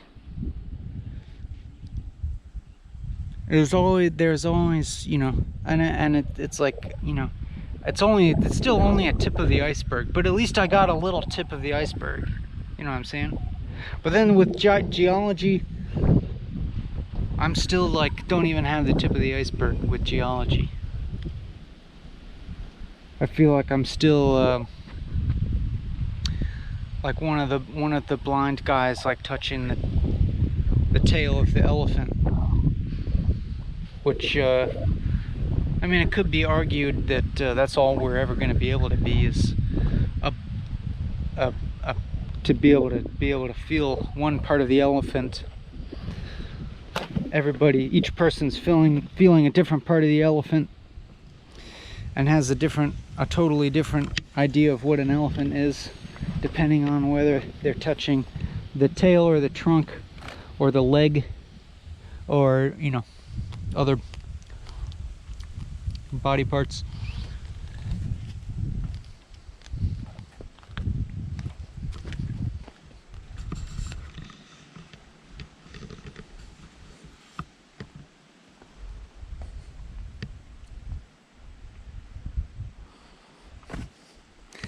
There's another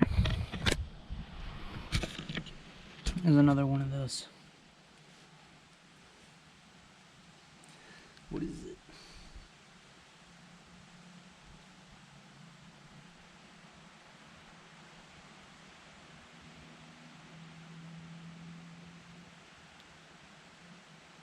Capnoides.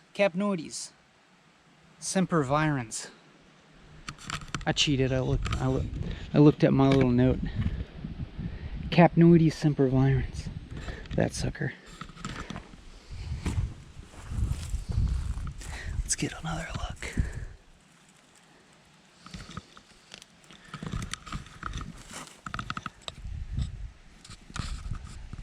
Oh yeah.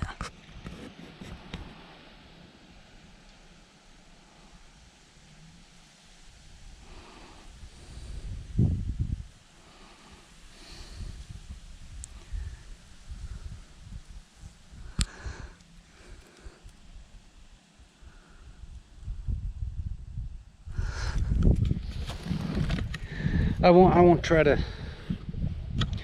attempt to pass off any more bogus knowledge on you, other than to say that's tight, because there's no disputing that.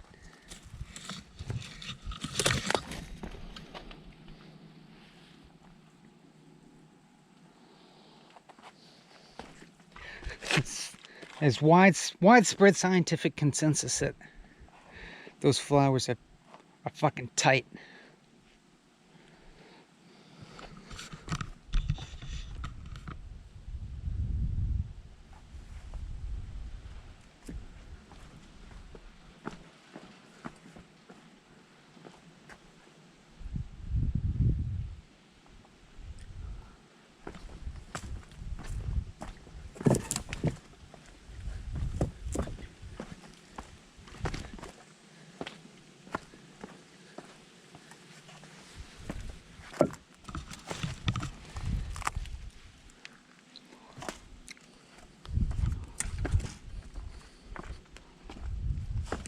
Picking berries, aka the most pain-free activity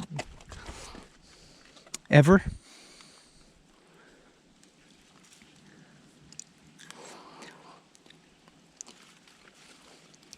Instantly relieves all psychological suffering.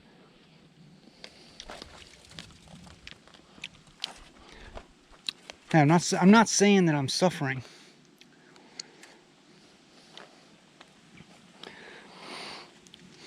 In fact, it's quite to the contrary. At least for the moment. At least for the duration of making this video. And it's thanks to you mostly, my internet friend.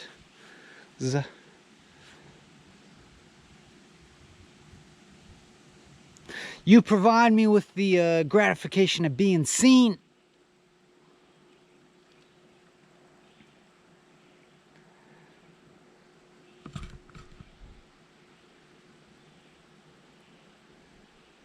Your sheer numbers of views make me feel seen, make me feel esteemed, make me feel belonging. Thank you. Thank you.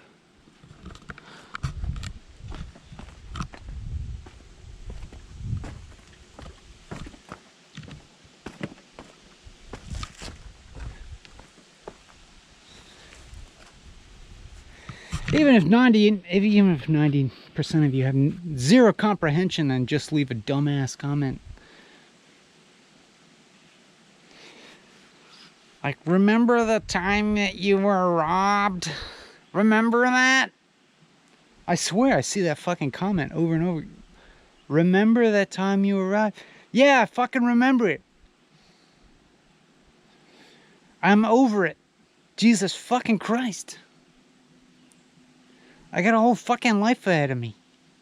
Maybe. God willing. My fucking life doesn't resolve around the moment I went viral. Give it a rest!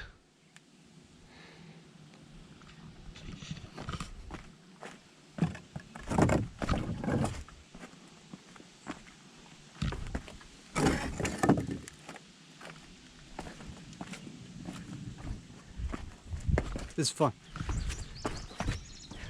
I want to go back up that hill and just come back down, just for fun.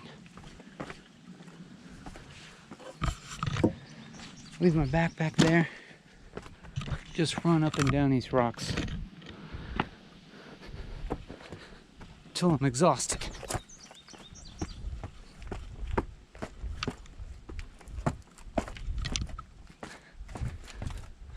This is fucking fun.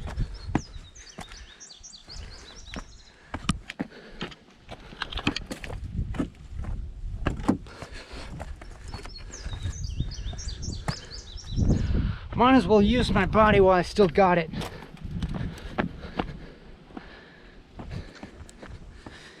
Might as well use it while it still functions.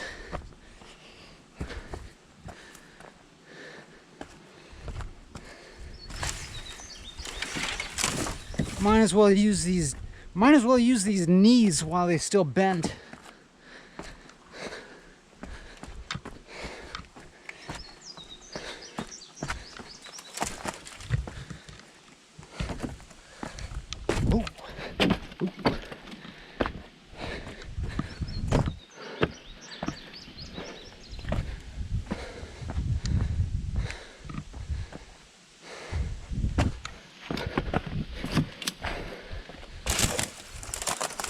Well,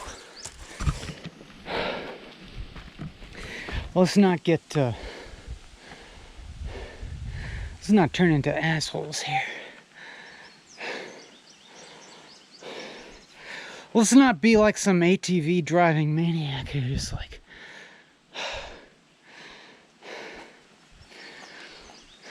tears up the environment. Let's stay on the rocks here and not destroy shit. There's my backpack.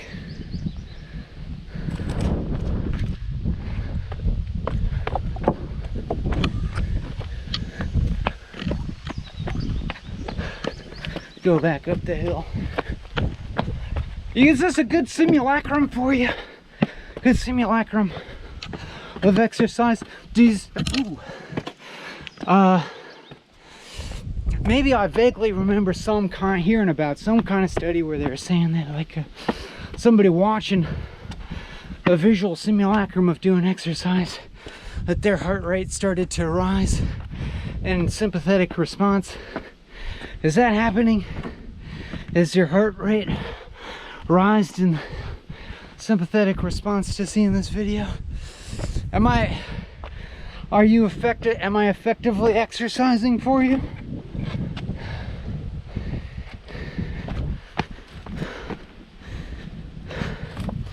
Are you burning more calories watching this? Or if not, are you feeling it? I mean, if I were you, I would probably be feeling increasingly anxious to get away from the screen. But I don't know your situation. Maybe you're stuck doing something. Maybe you're, on the job where you have to be like physically in a place, but you can still get away with watching YouTube.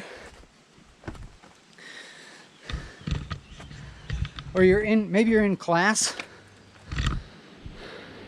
Or maybe I bet, most likely you're in a fucking Zoom meeting that is actually inconsequential, but you gotta make your little square show up at the Zoom meeting so you can look like you're present, but then you got this video open in another tab. But be careful, I heard that they the host of the meeting can sometimes actually monitor like what you're doing in your browser and stuff like that. Pretty fucked up. But but if you're watching via another device, then I'm sure you're safe. Just make sure to smile and nod for the webcam occasionally.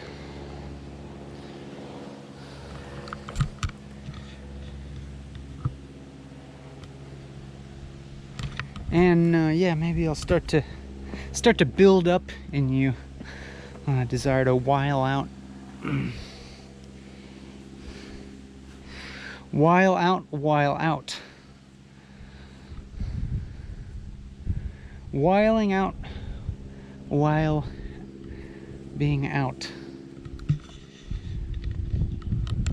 Oh, there's a little cool breeze because it's freaking hot today.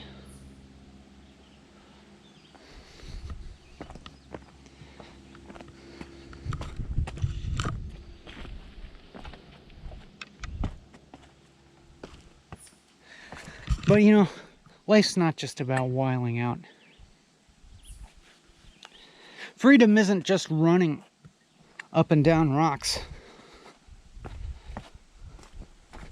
I think it's more about like fitting into one's surroundings in a harmonious way. I'm repeating something that somebody just told me. Who was I just talking about? Who was I just talking to that was like talking about different conceptions of freedom? Who the hell? Man, somebody's gonna go uncredited here because I'm just like kind of paraphrasing some idea that I heard somebody said the other day. I feel like it was somebody that I was actually talking to, Maybe it'll come up later. Whatever. Well, if you just said that, then know that I am forever indebted to you for this valuable YouTube content.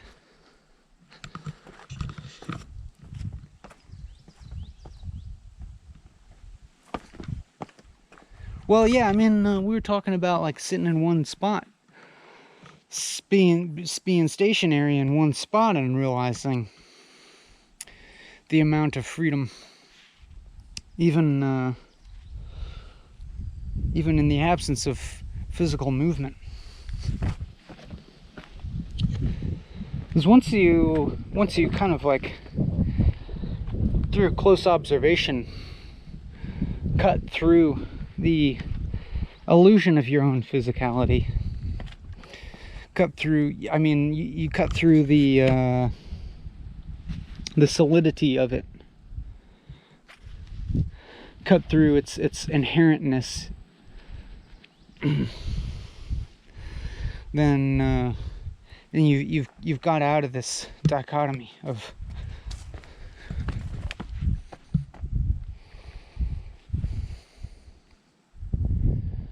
about freedom. I'm thinking, but you know, once again, I got to put a big old asterisk, because it's like, once again, easy as hell for me to say,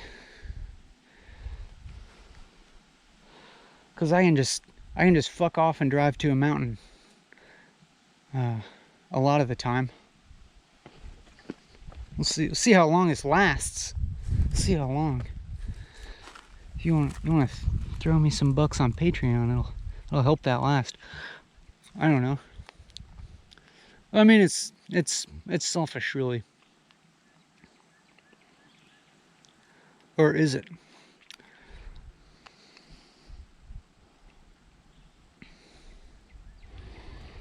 Am I just enjoying myself too much? Am I providing you a service by giving you vicarious enjoyment? I hope so. I mean, I guess maybe I'm hoping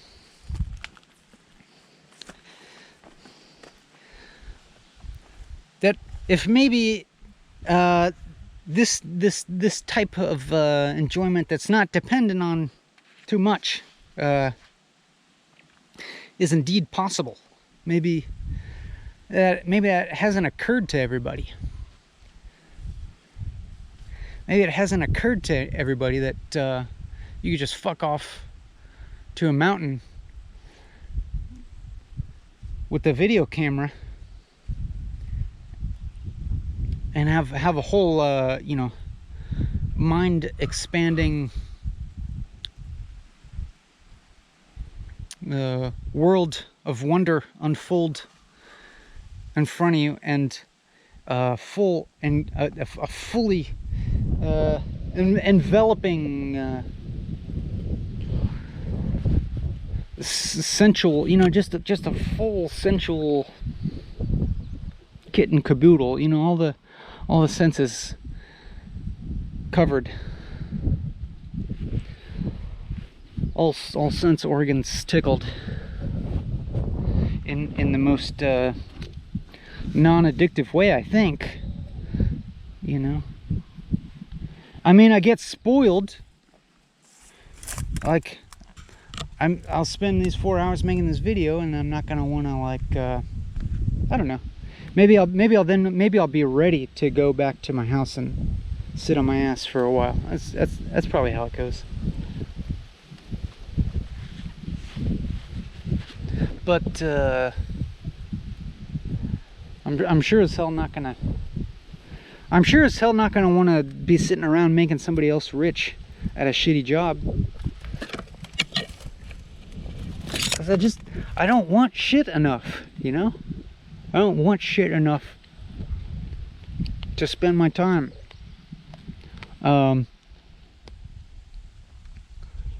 making some ungrateful asshole rich on one side, and then giving somebody else some super, like, mediated half experience on the other side. Like,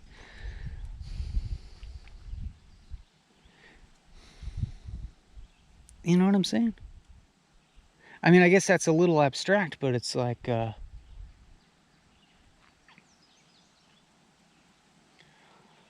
don't want to be a fucking, a granite countertop installer. Because, like, I'll tell you what, I installed the granite countertops in my own damn kitchen. Granite countertops that I got for free that some richer person was throwing out because they, you know, the style was not up to date enough for their kitchen, and they had to, like, you know, pay some real granite installer fucking probably fucking like at least $30,000 fucking dollars to renovate a kitchen so that it looks, you know, so that it conforms with the, you know, modern signifiers of wealth. So they throw out their old one. I go pick it up off the curb in my 82 Volkswagen diesel Rabbit truck, and then cut that shit with the help of a buddy.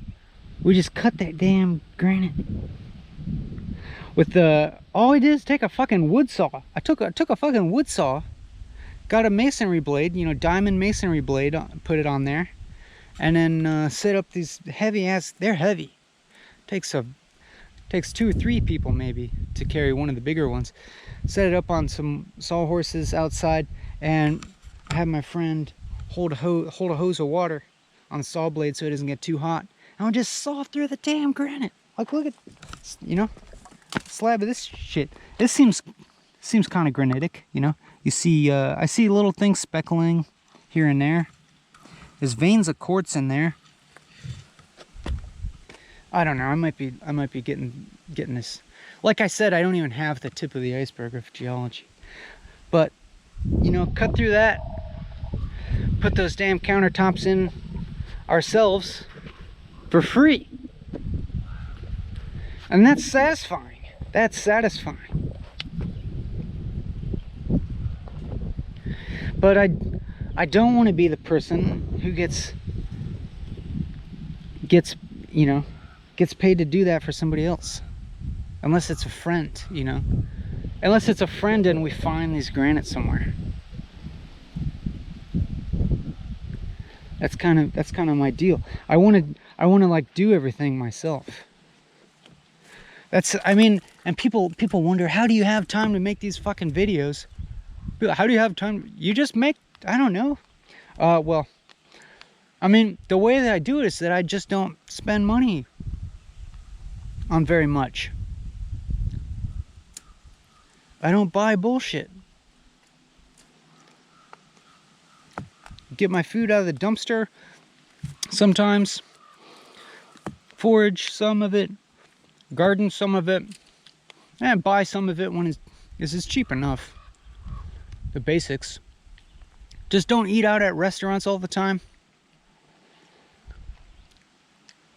Because I want to eat healthy enough anyways. So it's like, you know, I'll work at the farmer's market once in a while. Because then I get all this free produce to take home. A pleasant way to spend time anyways. Interacting with the mostly pleasant people that come to farmer's market.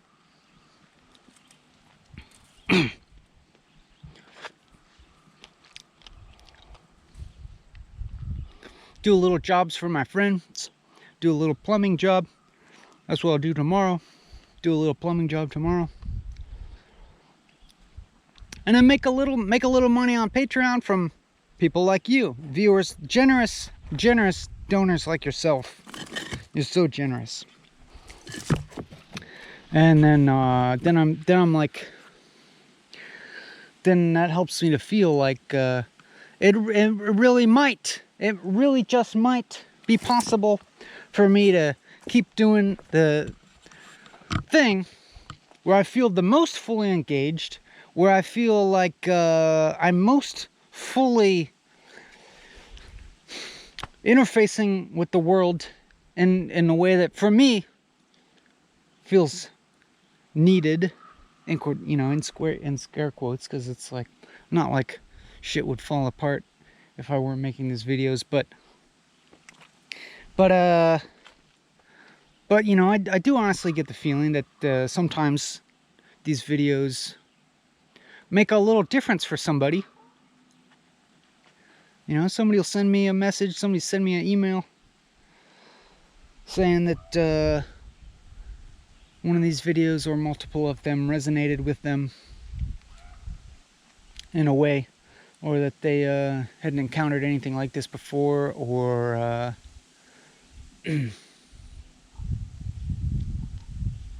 I mean, really, it's kind of wanting to turn people away. In a sense, there's an aspect of me that wants to turn you away from me, away from the screen, away from YouTube, and towards yourself in a way that leads towards an increased sense of autonomy and a more resilient and independent ability to experience joy in the simple act of existing, just in the simple matter of factness that you're here, that there's you and there's this world, and that just by itself is fucking mind-blowing without needing to get anything more. I mean, even the idea of getting starts to get pretty like slippery when you really just look at it closely, you know, just examine closely like your relationship with stuff around you, ownership and stuff like that, and wanting it, and like what does money mean? Of course, the value, you can see that the value of money changes with the economy, inflation, deflation. Stock market is you know, totally unstable. Stock market seems totally decoupled with the economic realities of people on the ground. I mean, shit, look at the damn stock market right now, and look at the fucking economic reality for people, and be like, what the fuck does the stock market even mean, other than you know, what a bunch of fucking rich investors kind of collectively feel. I mean, not every investor is rich, but it's like everybody, like the stock market is just a fluctuation of like people's speculations, you know. It's just like a collective mood swings that is just so far abstracted now from what like the actual immediate like well-being, you know. Like look at the surroundings and think about like how would they change if the stock market crashed for good. Like how involved are you in that? How invested are you in that? How much is your happiness dependent on things like that? How much is your happiness dependent on, you know, unsavory practices? Like, who's your employer? What kind of effect are they having in the world? And how dependent do you want your livelihood to be on the sorts of impacts that your employer makes in the world? I'm standing here because I'm kind of sort of looking for the path to keep moving here.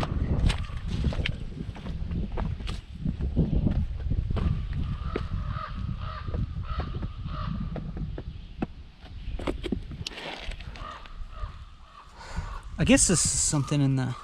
That's some kind of... Oh, no. Wait a minute. Is that just Virginia creeper? I think that's just Virginia creeper. I think that's all that is. Yeah. It's not some kind of mountain laurel.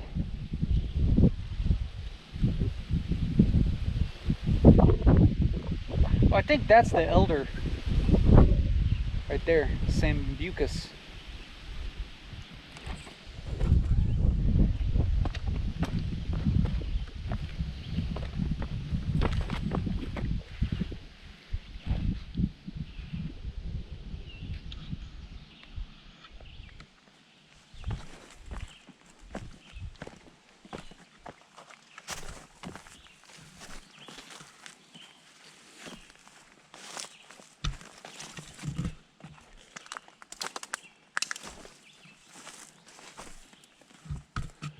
I can't tell if this is where the actual path goes or not.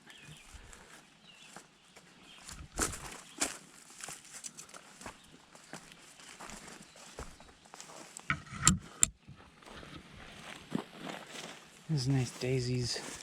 Mullen. You know, I made that video about mullen, but then I was watching the Crime Pays but Botany Doesn't guy, and he was like, he's so pissed at it. He's pissed at mullen, pretty understandably. I mean, it's technically invasive, but it's been here a while. It's been in North America for a pretty good while. I guess my knowledge does not go as deep as his. My botanical knowledge does not go nearly as deep as his. So there is a lot of it here. It's kind of nice to look over here though and see all these vertical lines.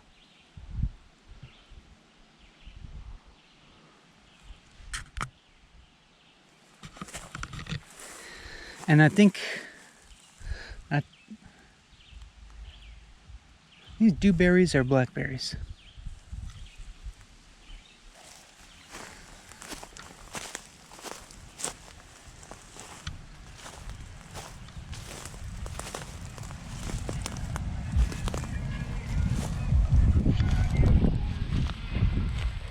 But that's what I think of as an umbel, it being more flat on the top. That's the Queen Anne's lace.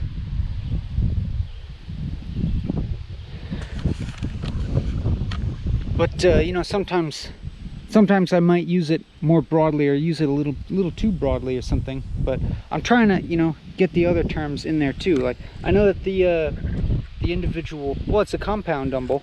See, umbel of umbels, and then they all come to that one point. They all come to a single point. But I'm not sure if I need a different word for like when those Aralias, those flower stalks all come to a single point, but it's more of like a half globe shape.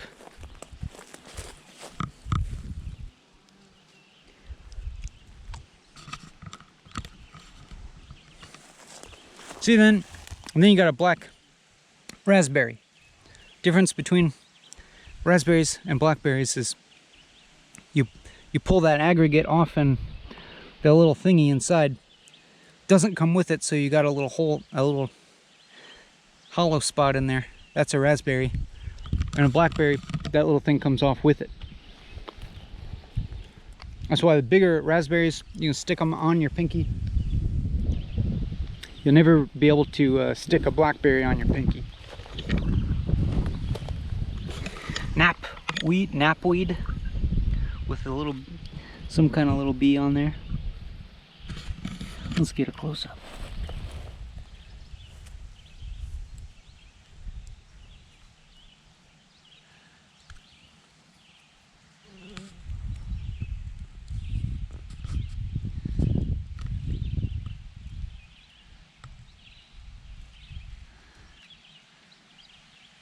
Aster family, just like that daisy.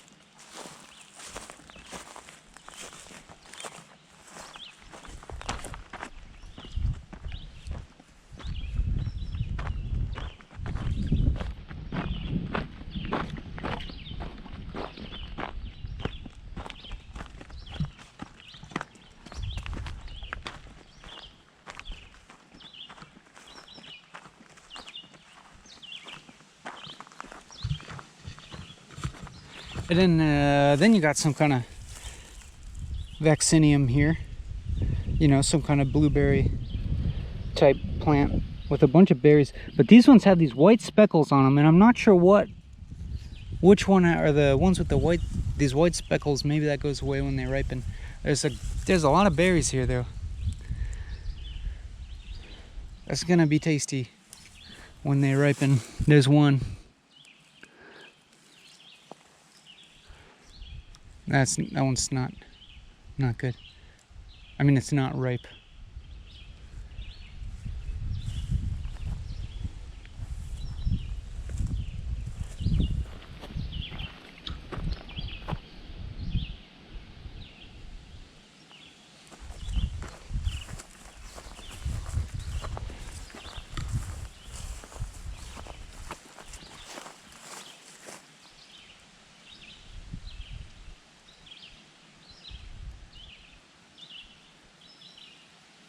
This is the obligatory boring part. If anytime there's a boring part during walking and talking, I can just pass it off and say that you know, this is the part where I'm challenging you to take responsibility for your own life, and you know, I'm making this media harder to consume in order to pressure you to self-actualize and stop looking to media for entertainment. And so, you know, because of that, you know, whatever I do it's just great. If I'm charming and charismatic and entertaining, then sick. I'll retain viewers and my YouTube stats will go up. And then if I'm boring as hell and alienating, then it means I will have liberated you. I've liberated the audience from their somnambulistic trances into being more fully engaged co-creators of a new utopic society.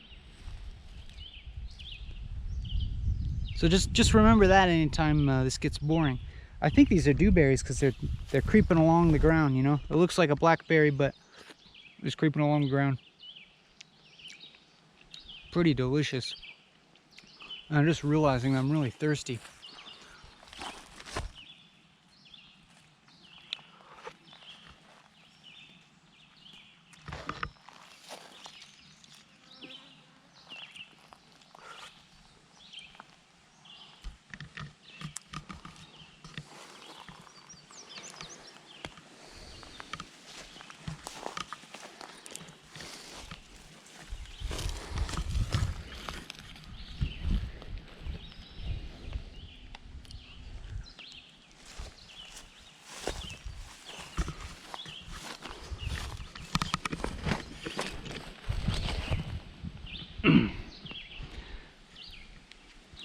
Also, if there's anything that you don't like in these videos, just consider that art.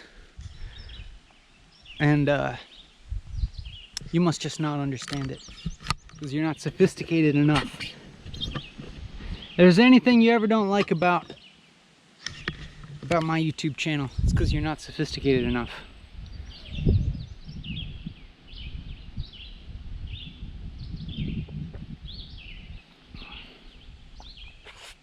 Because you don't have a grad degree from an elite liberal arts college. Get with it.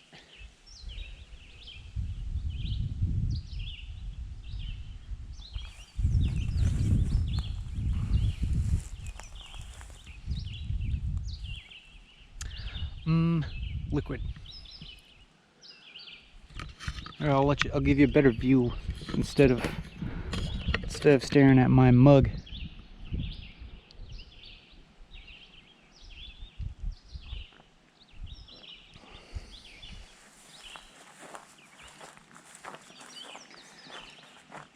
The sun is beating down on me pretty good. Yeah, lots of berries in there that I guess I'm leaving for the fairies right now.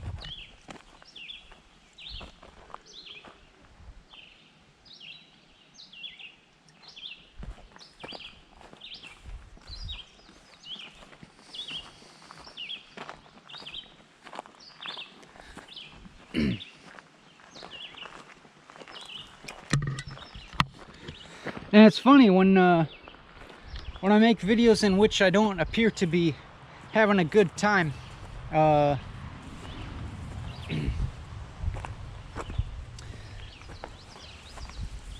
people say I need help, but I don't know. When I'm having this good of a time, I'm like, I don't know. I kind of think you need help.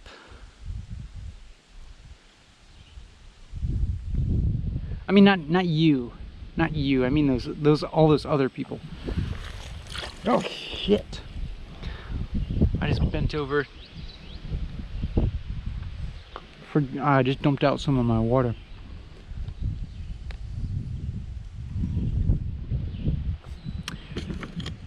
I got cocky. I was getting cocky.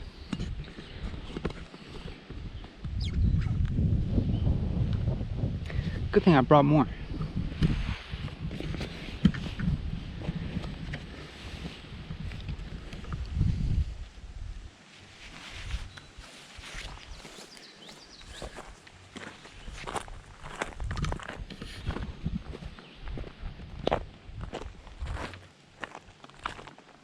Yeah, I'm getting a little burnt here.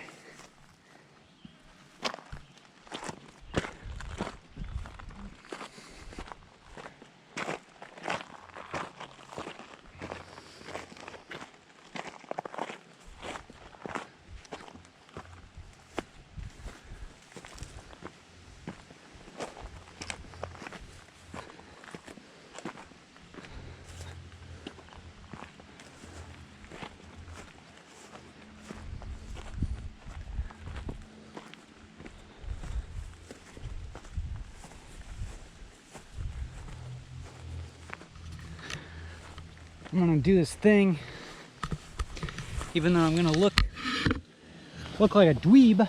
At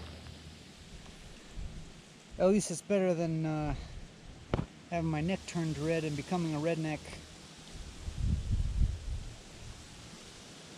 Do this thing, this old trick.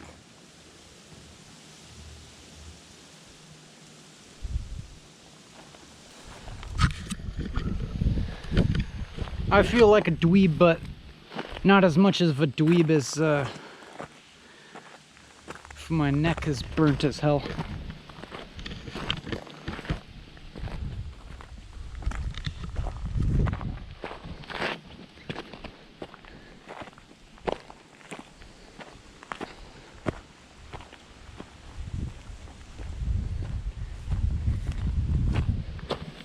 See? Bloobs.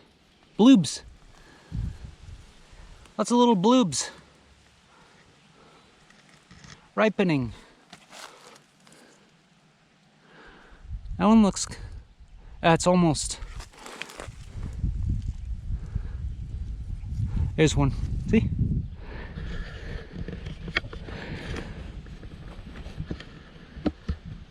Let's get a close-up.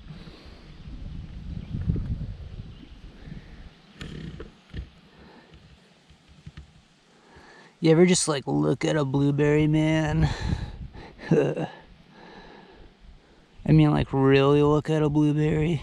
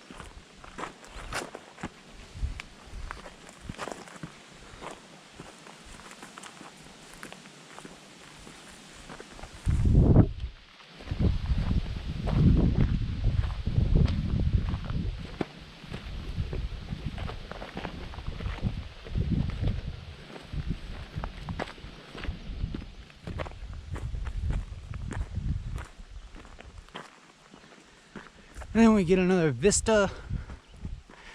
And you can see those trucks driving on the highway down there.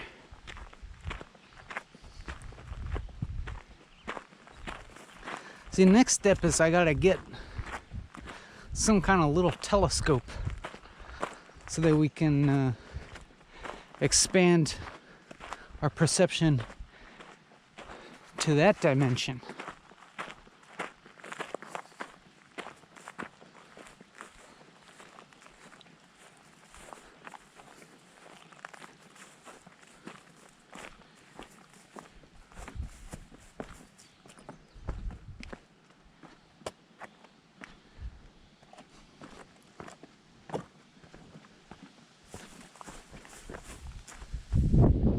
Ill. That's ill.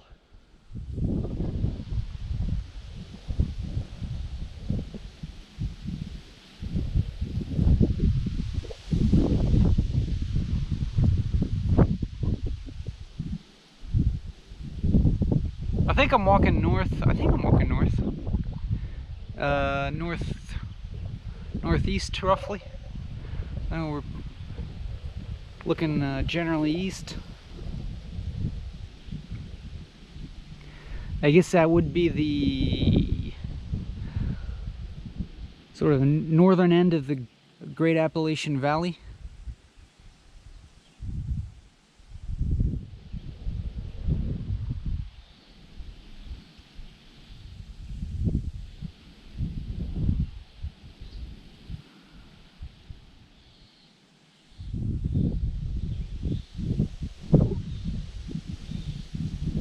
Now, valley, that's what happened when you know, this continent used to be part of Pangaea,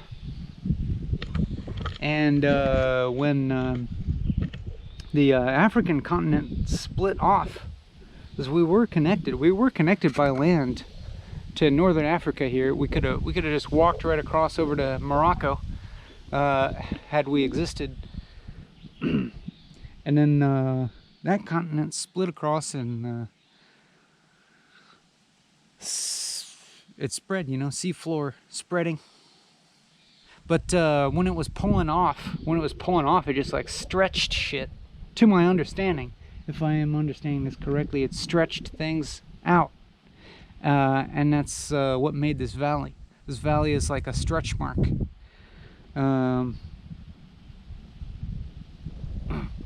From when Africa was splitting off of North America. Is that not the biggest stretch mark you ever laid eyes on?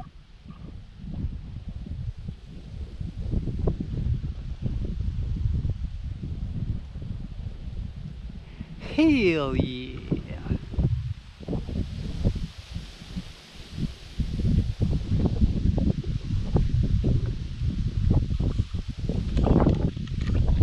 Get a good load of that.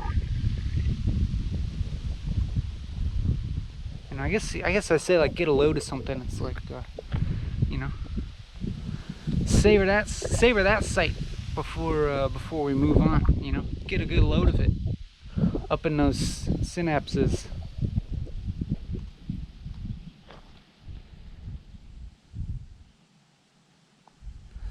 Let the sheer plate tectonics go in there and make an impact. I bet you can't see it, but I can see this little I see a little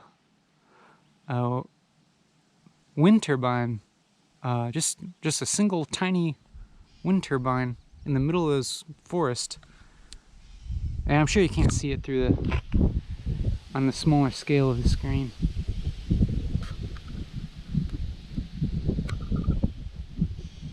But it's like somebody just like shacked up in the middle of those woods with a wind turbine. Like, fuck yeah! And elsewhere in the multiverse, that's me. That's where I'm shacked up. So I'm like, good for that person.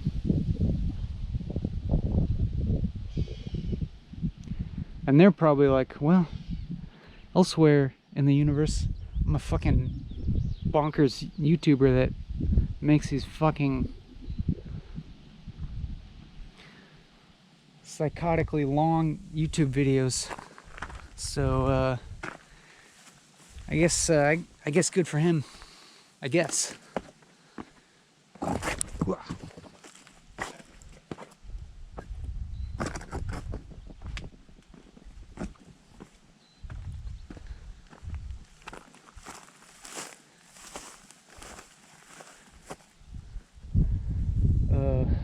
Where's the trail go now? Where's the little marker? Where's the little white dot? Where's the little white splat of paint? Where is it at?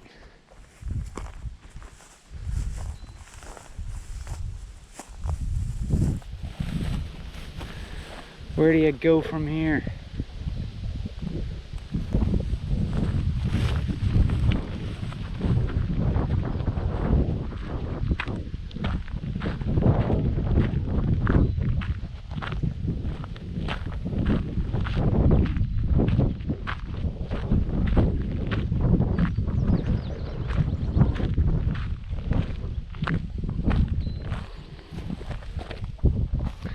Is it up that way?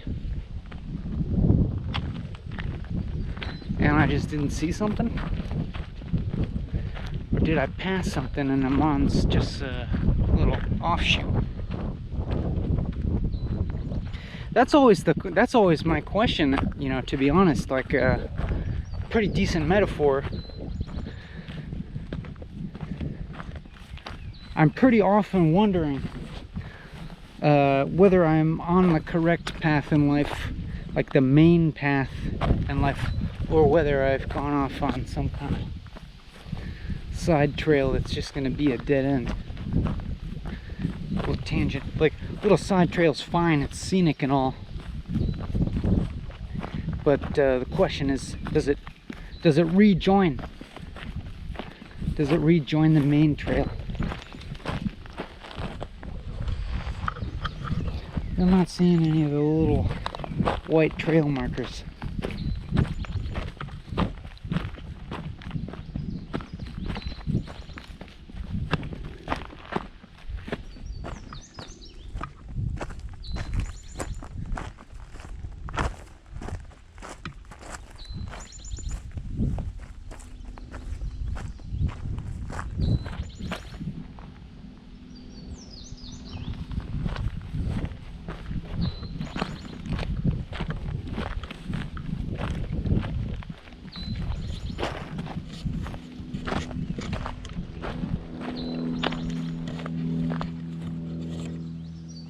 I still keep wondering why I keep doing the 4 hours. I mean, I know it's like it seems like it's the only structural part of this that's holding things together that makes any kind of sense.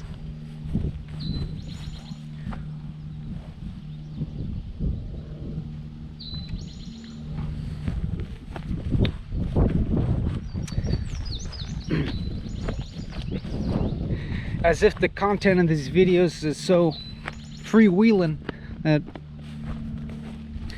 I feel obligated to adhere to this 4-hour thing, to feel as if I'm staying, you know, keeping some kind of consistency.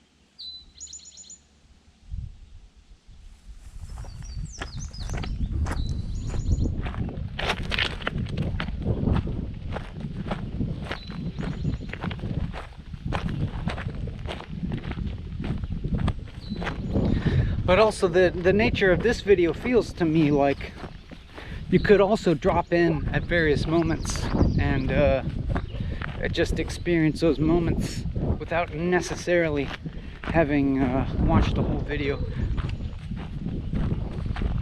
I feel that way about this one. Not necessarily all of them though. Some of the other ones might need to be experienced a little bit more linearly.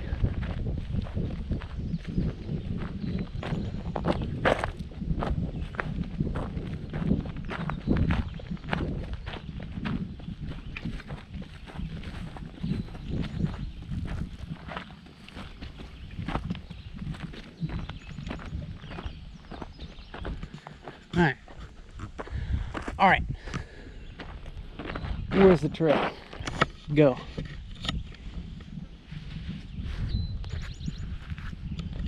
There's a little white thing on there. Is that the trail marker?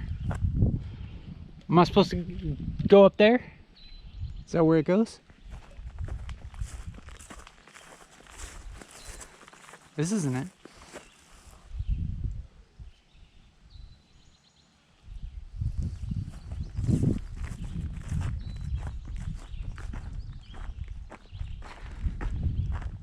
Have I just been going astray for a while?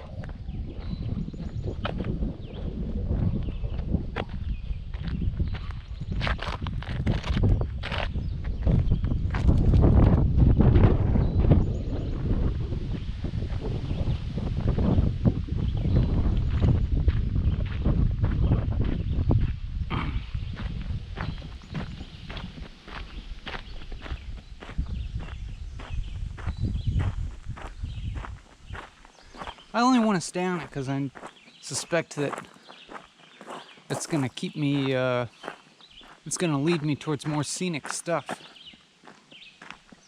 and more cool plants.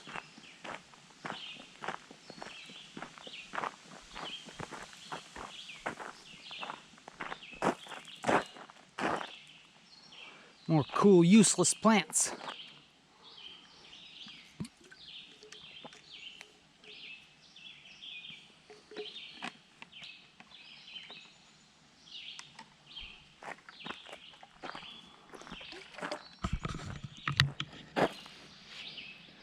Ah, this shade is good though. See, this is the boring part. This is the part where it's art.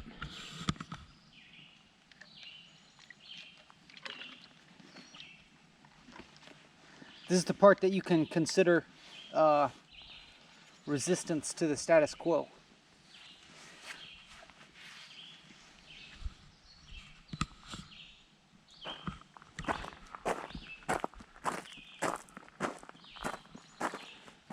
And know that you're just being enriched by making yourself sit through this.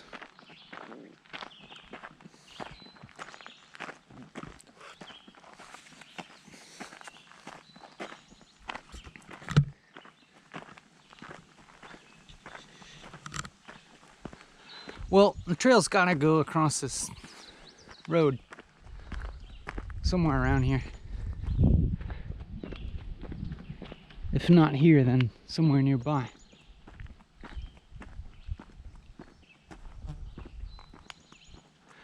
If I don't see it up here, I'm gonna go back there and try looking around again.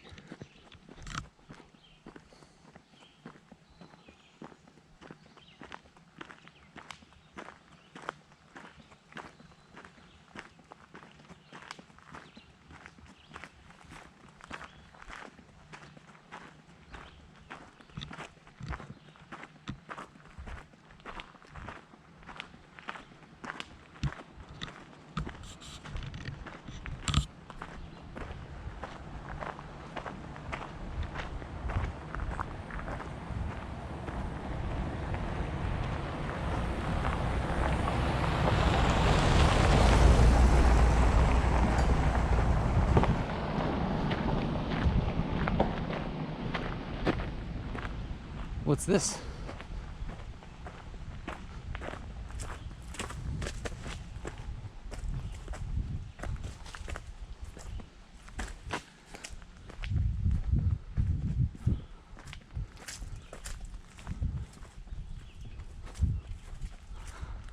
No trail marker yet.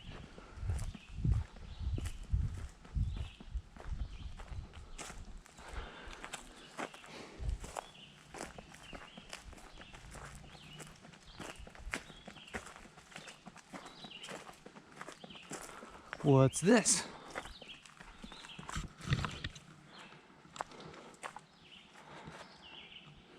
Okay, oh, here we are. There's the marker. Tight. How did it sneak up here? There's the water. There's the water for the thru hikers.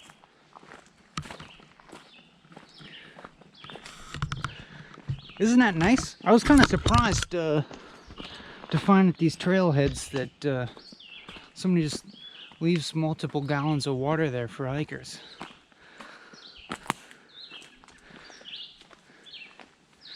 Can you imagine that? It's just free. There's something that you can do in the United States of America that's free. Can you fucking believe that? I mean, you gotta get your food, and you know, probably helps to have a decent pair of shoes and whatnot.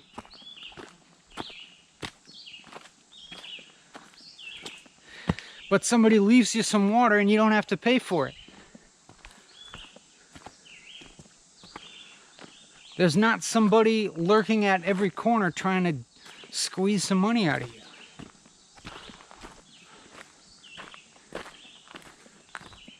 And all the while, you get a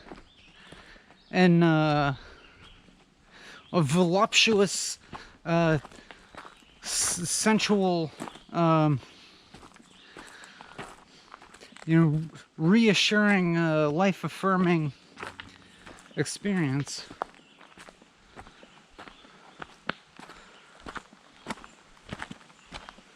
That pacifies your mind in a way that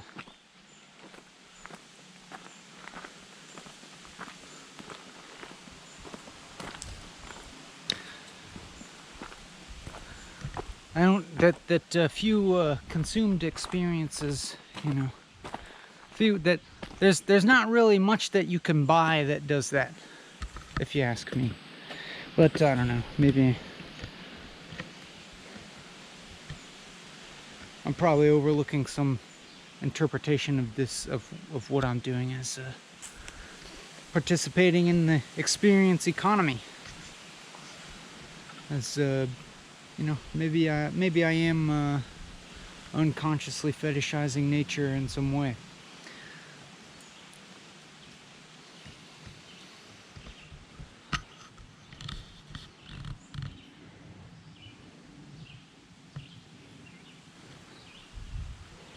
But you know, that's just me being just to always make sure that I'm like keep a total cynical bent to everything.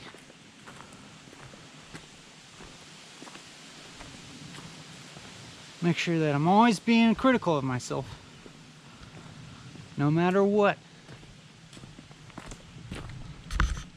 Woo! These look pretty similar to that milky thing we saw before. Oh yeah, and look at that bleed again. Here we go.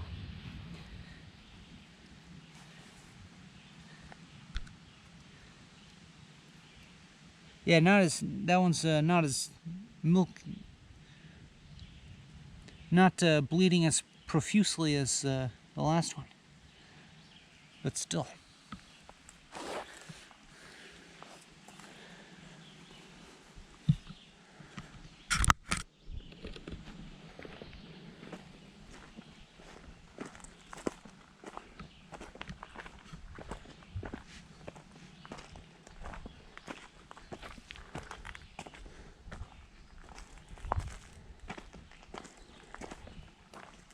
Lots of mountain laurels.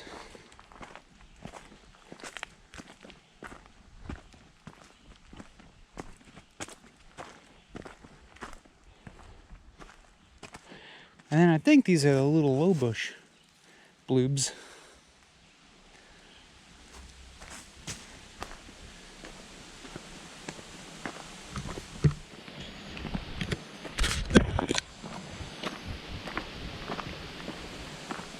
Cool breeze.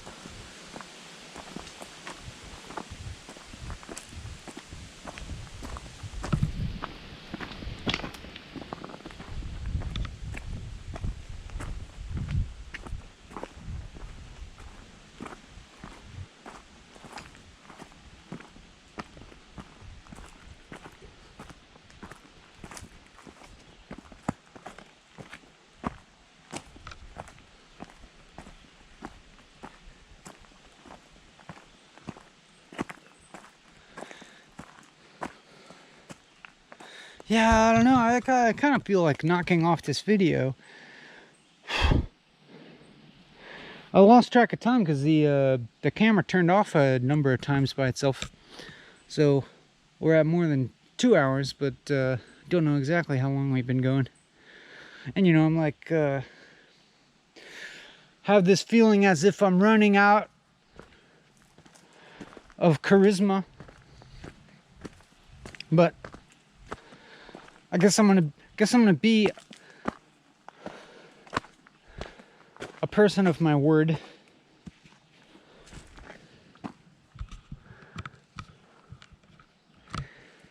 And stick with this godforsaken 4-hour structure. And we'll see, you know, what kind of blood can be squeezed from the stone that is my linguistic charm center. See? That was a little, you know what I'm saying? That was a little bit of charming thing that, you know, squeezed out. A kind of funny metaphor.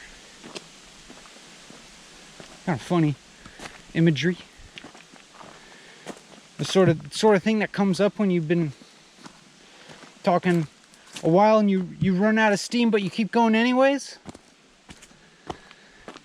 Maybe I still got steam. See? Listen to me talking with a bold and confident, brash tone of voice. What's the word I was looking for? What's the word I'm looking for? Demeanor.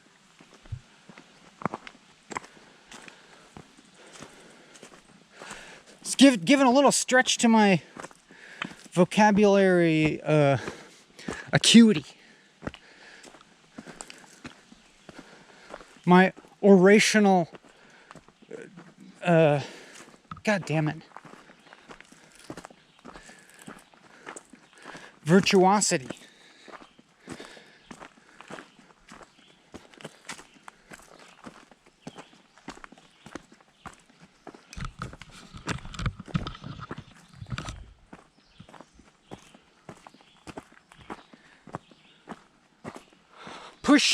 Push my oratory powers to the limits. It's what I gotta do.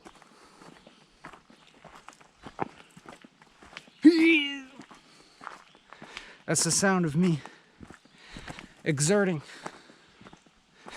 the linguistic centers of my brain.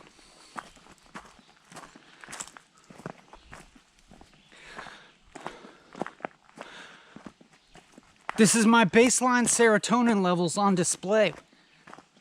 You know what I'm saying?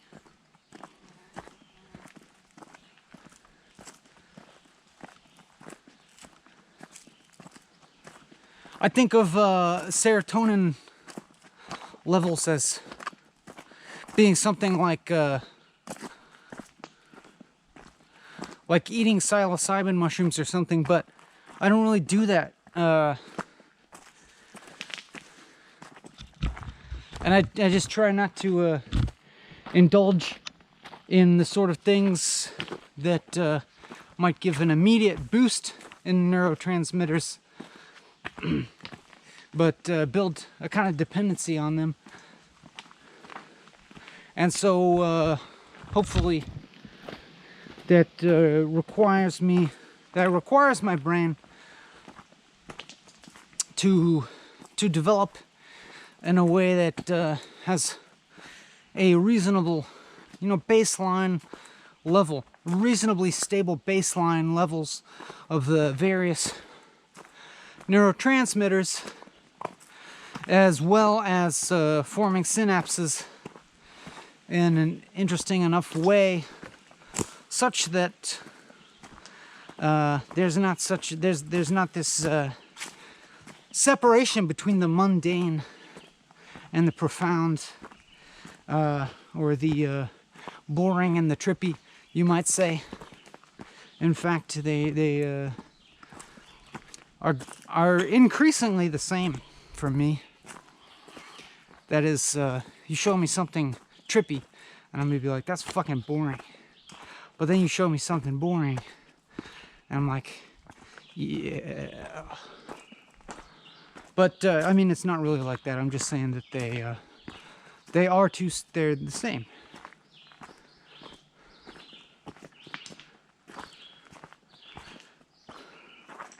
You get attached to drug experiences, and it's like you create this dichotomy between these exalted times and shitty boring times, you know? Because it's not always going to be nothing but exalted. Like, you can't just do enough drugs that all of life is nothing but ecstatic and psychedelic. It doesn't work that way. It doesn't work that way. It's gonna wear off. Then you're gonna feel worse.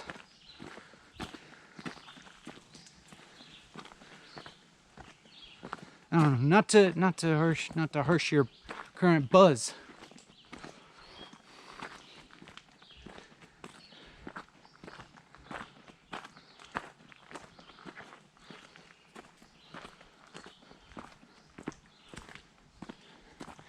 Look at this, you can see this trail just going slightly uphill, all in front of me.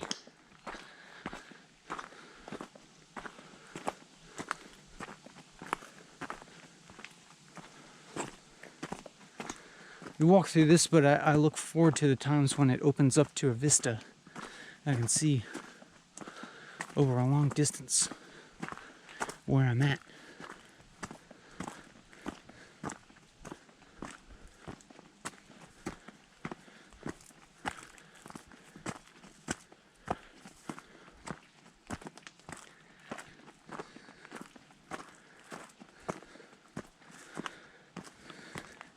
But I don't know, sometimes, I mean, doing something ostensibly long and boring is pretty good, especially when it's voluntary, like meditating, going on a meditation retreat or something. But, I mean,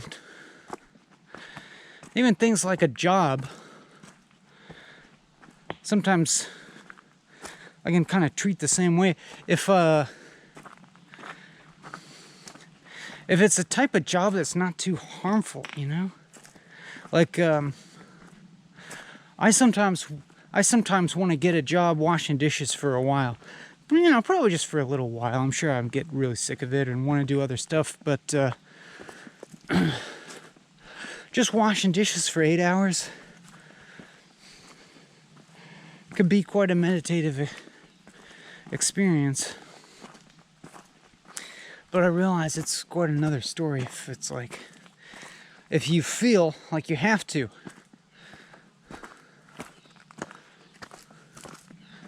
But I'm hoping that everybody that does that sort of thing has a potential to get some of that effect from it.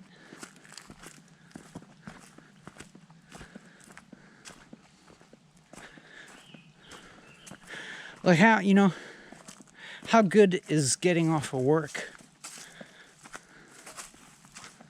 I guess some people feel drained after getting off of work and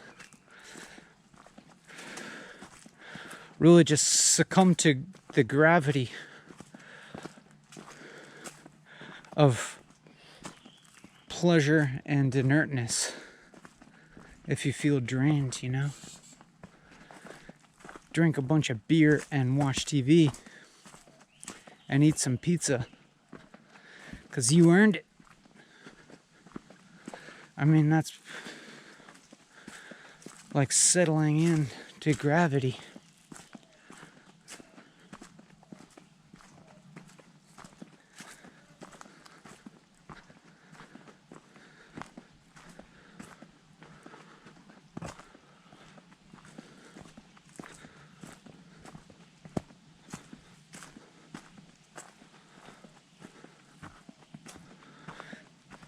Yeah, I wonder how much of an asshole I come off as to different people. As I wonder how sort of insensitive and presumptuous I come off.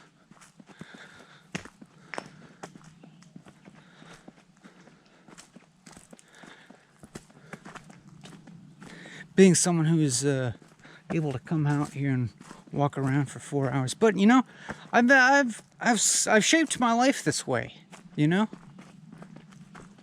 I don't know. It's not really important for me to attribute this freedom to my own devising, my own agency. You know, because you can't really, you can't honestly attribute anything totally to one's own agency, because every single little aspect that comprises what we consider ourselves and our agency, our personalities, our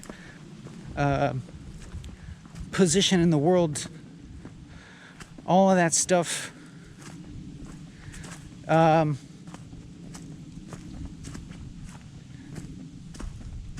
is, you know, is truthfully not really up to us. We didn't have any control over what body we were born into, what situation we were born into, who our parents were. We didn't get to pick our parents. Didn't get to pick where we were born, what economic circumstances, what kind, you know, what educational opportunities. We didn't get to really pre-choose any of that unless you believe in some kind of wacky reincarnation theory that we're like floating around in the ether being like, I want that life.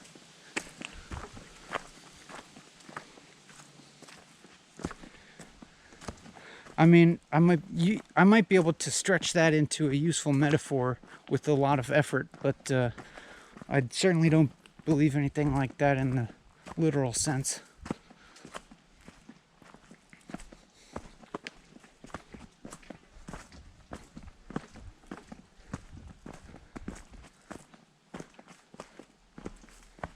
Which is kind of a complicated way for me to say, it ain't my fault.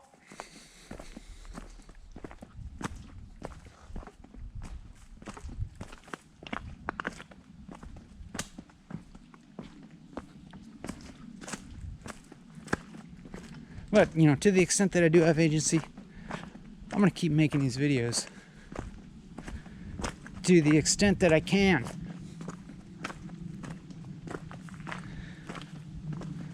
Until my world comes crumbling apart. Until, you know, until whatever circumstances that support me making these videos fail, I'm going to keep doing it, I think. But it's not even important for me to say that, because I don't know what's going to happen tomorrow. I'm just making this video right now. That's all I know.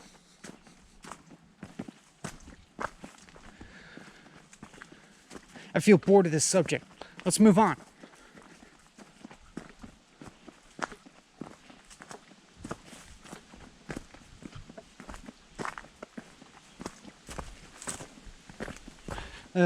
The forest floor continues to be covered with this spikenard. I'm pretty certain that's what it is. Is that the Indian cucumber root? I think so.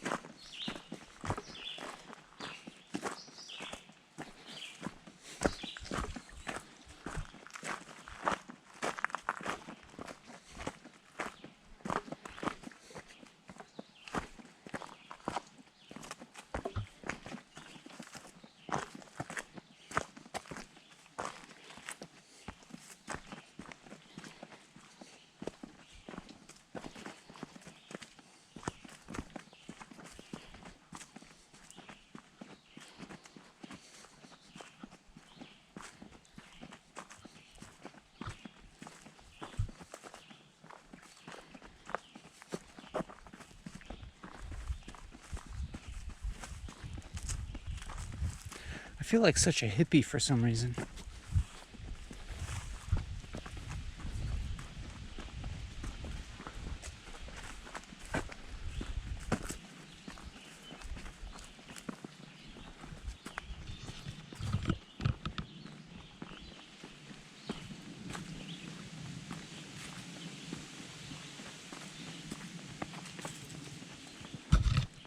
I seem to be always seeking to evade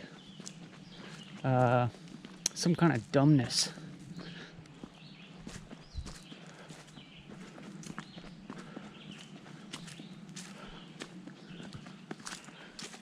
I mean, various forms of what I seem to perceive as dumbness in the culture around me, but it's probably, I think that's probably an error of my perception. I mean, certainly it is. Certainly it is. To perceive people around you as dumb, or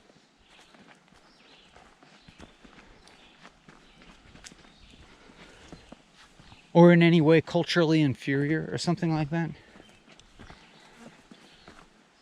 I think that's got to be just kind of a artifact of the limitations of my empathy, a limitation of my understanding of the connectedness of things.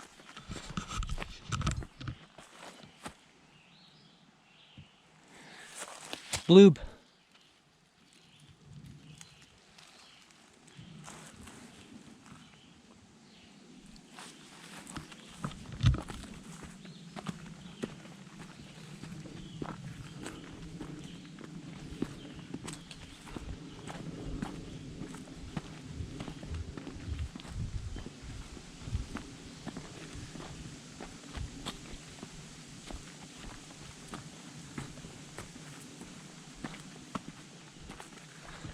So now I'm just moving a lot.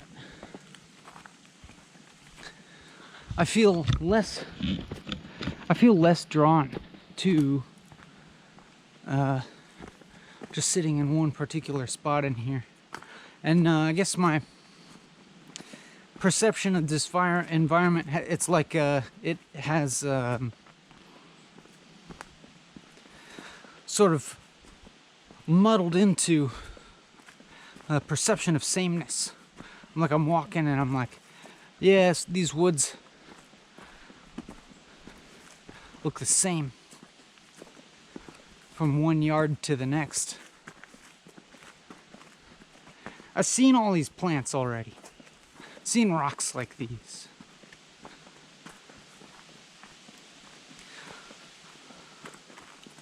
So by extension, I'm thinking of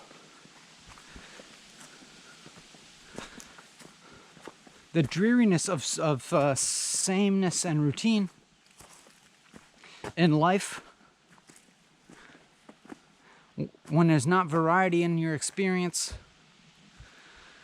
it's as if days just slingshot by with nothing, like fast, and your life just flies by you. You do the same routine and have no variety in experience, but I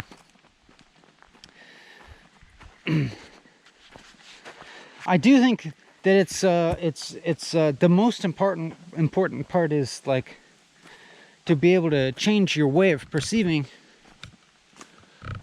because that's, to me, that's the most consistently reliable means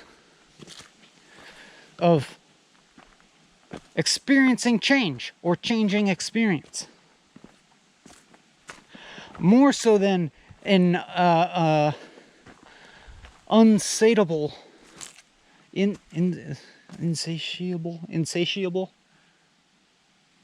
appetite for experience, in which you just consume and go to Disneyland and go to what the hell, Six Flags, and go to the other Disney World. And then go to TGI Fridays and and then you get the Oculus Rift, you get the 3D eye thing, and then you're like, and then yeah, give me some more experiences.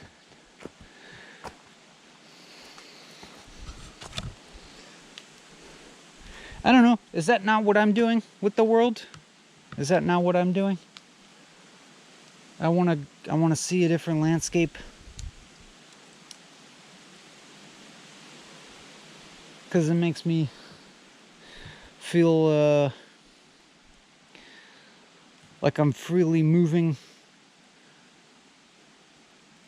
through different magnitudes of scale.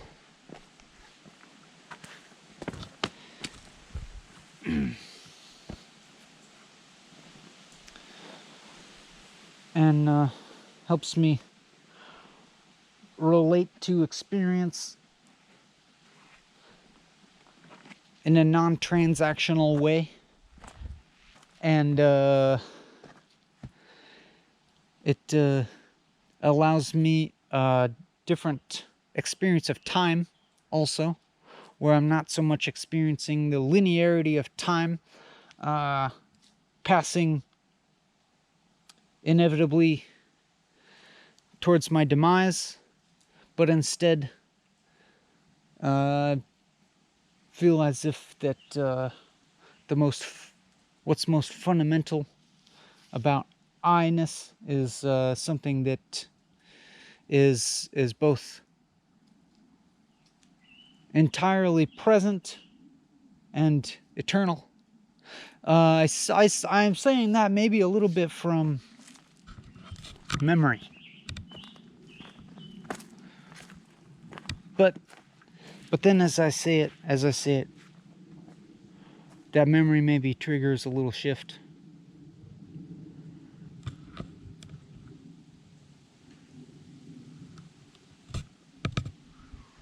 But who knows, you know? Will I still be able to access that when my health is failing, when I'm old?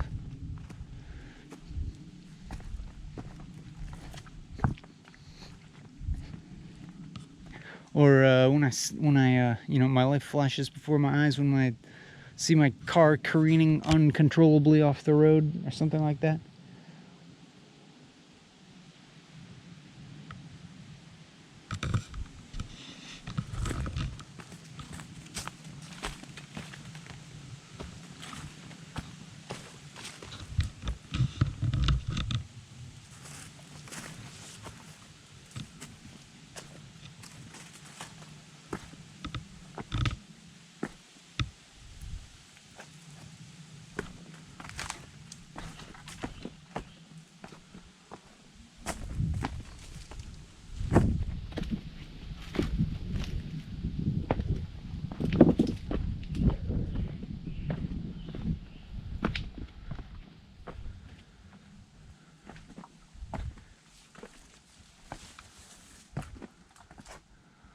All right.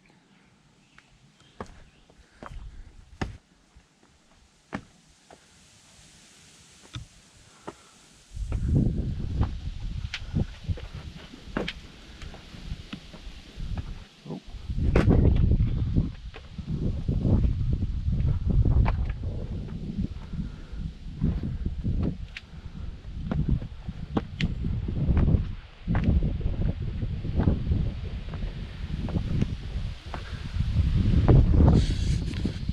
Not the clearest vista as some of the other ones we got. Nonetheless.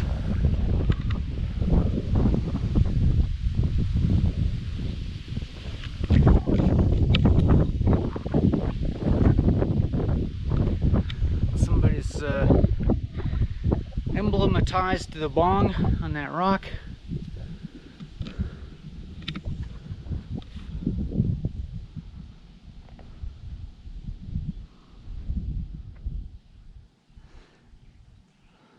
And just a fine example of how man, through creativity and art, can improve the world.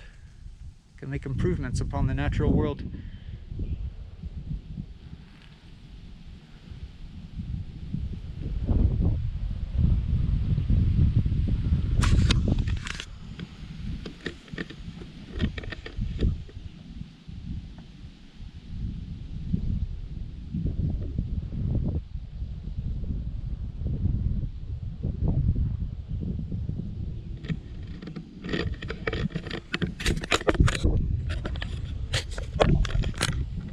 Hey there.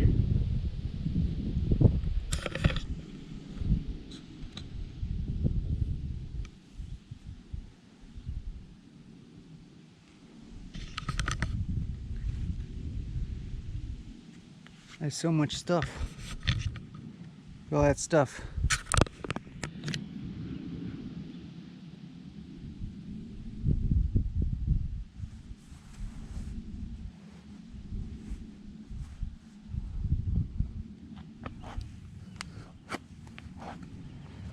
Let's just look through a magnifying lens at a rock on a ridge.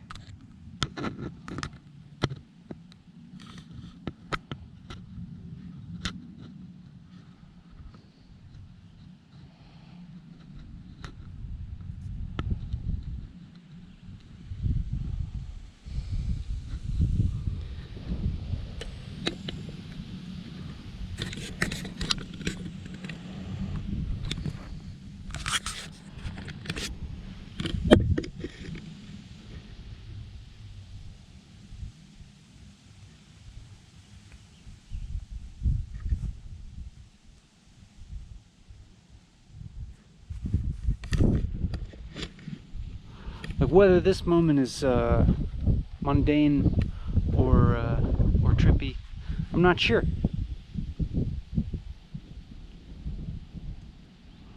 You might be asking yourself the same question. This video, is it a boring waste of time? Or is it trippy? You don't know. You can't tell. The same with all of life.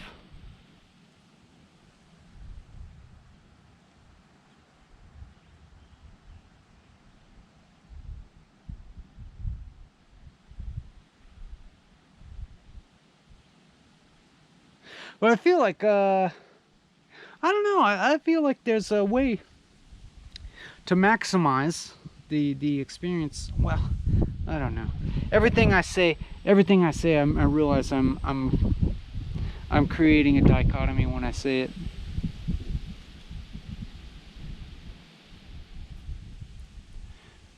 I was going to talk about maximizing freedom, and then I was like, no. That's a mistake to say, because then because that's going to kind of like depend on the idea of individuation and discrete selfhood.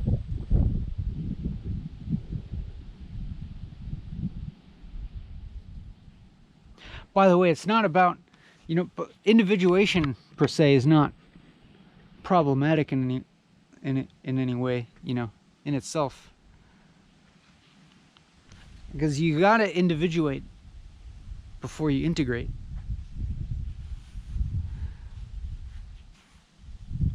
To become different, you gotta become differentiated before you reintegrate.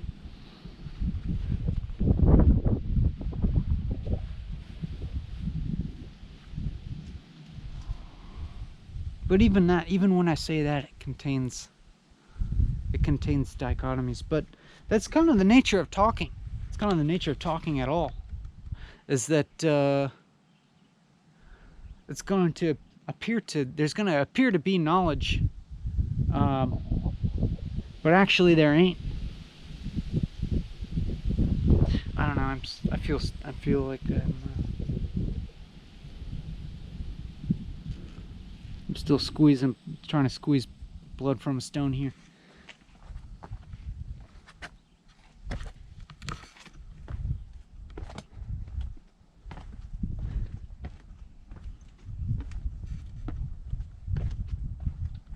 Whoa, look at that. Like some kind of paper wasp nest. Just dangling there like an eyeball.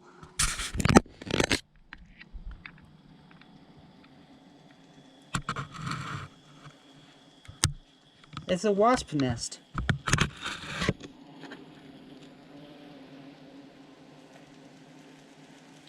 A wasp made that.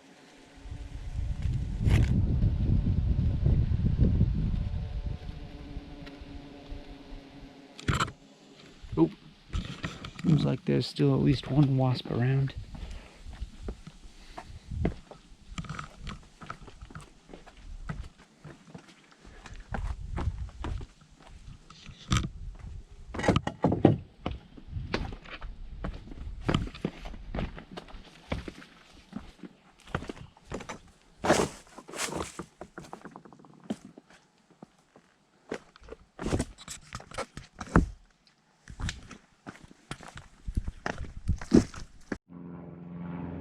Well, I guess it would behoove me to start heading back from whence I came.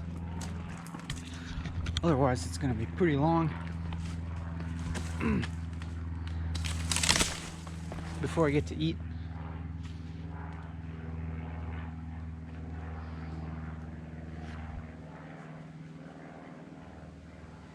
Also, the battery seems to be... Can't tell if the camera's accepting the charge from the battery pack. But regardless of these details,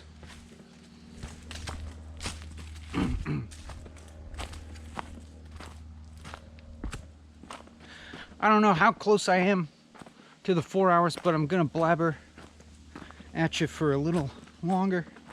And then hopefully come to some kind of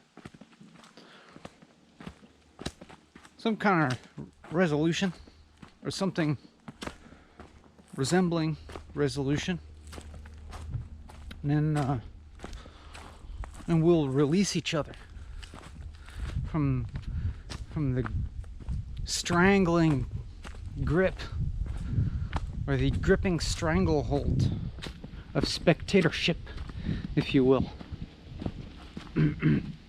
But I would be happy, I'd be perfectly happy for these videos to function for you, like just something to get you jazzed up enough about being alive that you know, get a little too antsy to keep watching the video and turn it off and go do something that you're interested in. But sometimes you need that little, sometimes you need a little boost.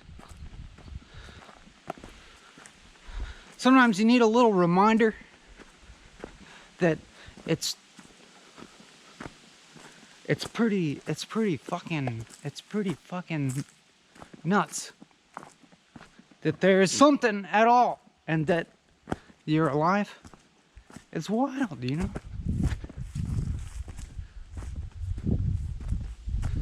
Don't make me go into, all right, I'll go into the statistical probability that you are alive right now, when considering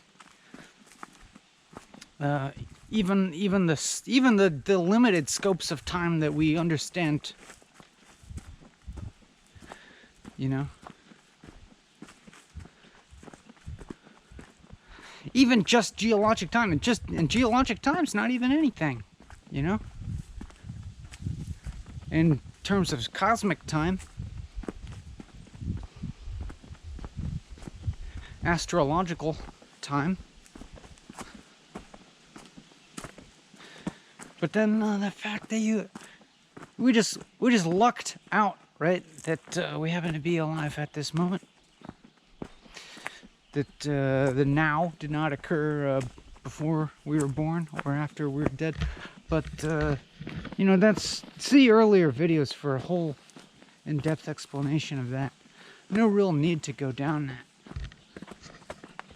But it's got a surprisingly simple answer. But you can get there yourself. You can think about it yourself. Just think about that yourself. Why is it that the now happens to be when you are alive right now, and not before you were born, and not after you died.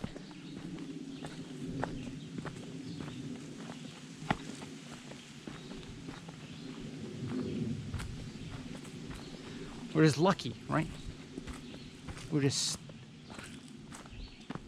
astronomically lucky.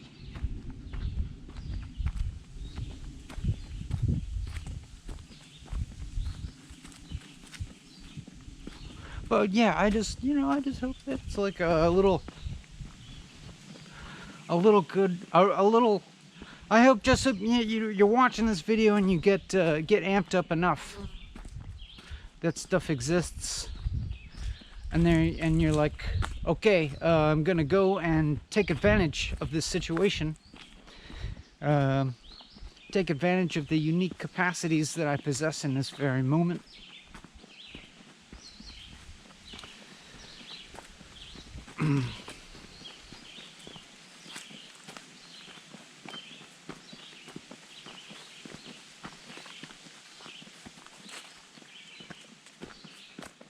And kind of examine my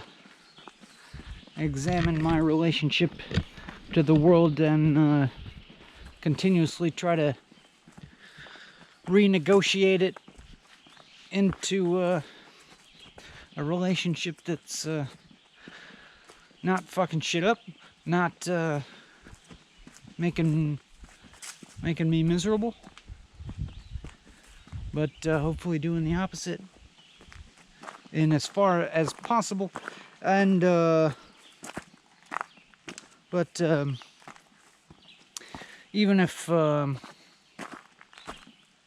way that plays out for me is dissolving these dichotomies of fucking shit up versus making things better, you know what I'm saying? Like, weirdly enough, doing good isn't about, you know, looking at good and evil and then just doing the good to the exclusion of the evil. But weirdly enough, doing good. Hey, some oyster mushrooms. Look at those. Nice. Boing. Boing. We'll leave them for the fairies.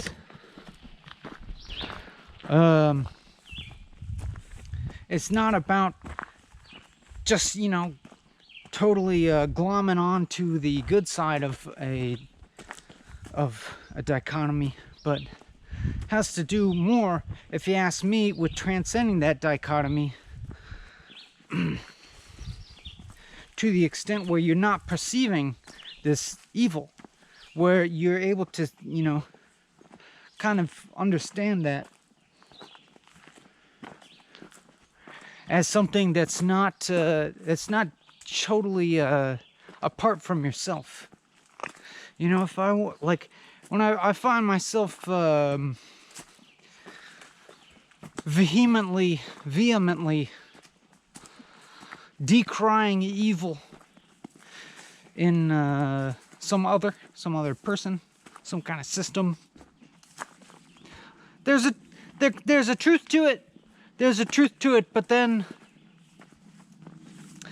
there's also an extent to which I may be reproducing the evil that I'm decrying, and I'm not really gonna